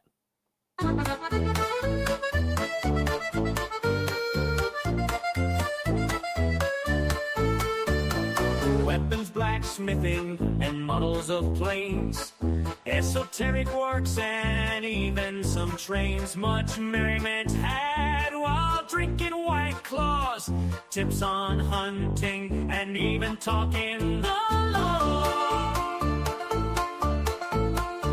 Whatever you do, just don't talk to cops, even when they nab you on illegal stops. Just 'cause you did it doesn't mean you're guilty. But please talk to a local attorney. Was that the fat guy Rick Hayden yelled at?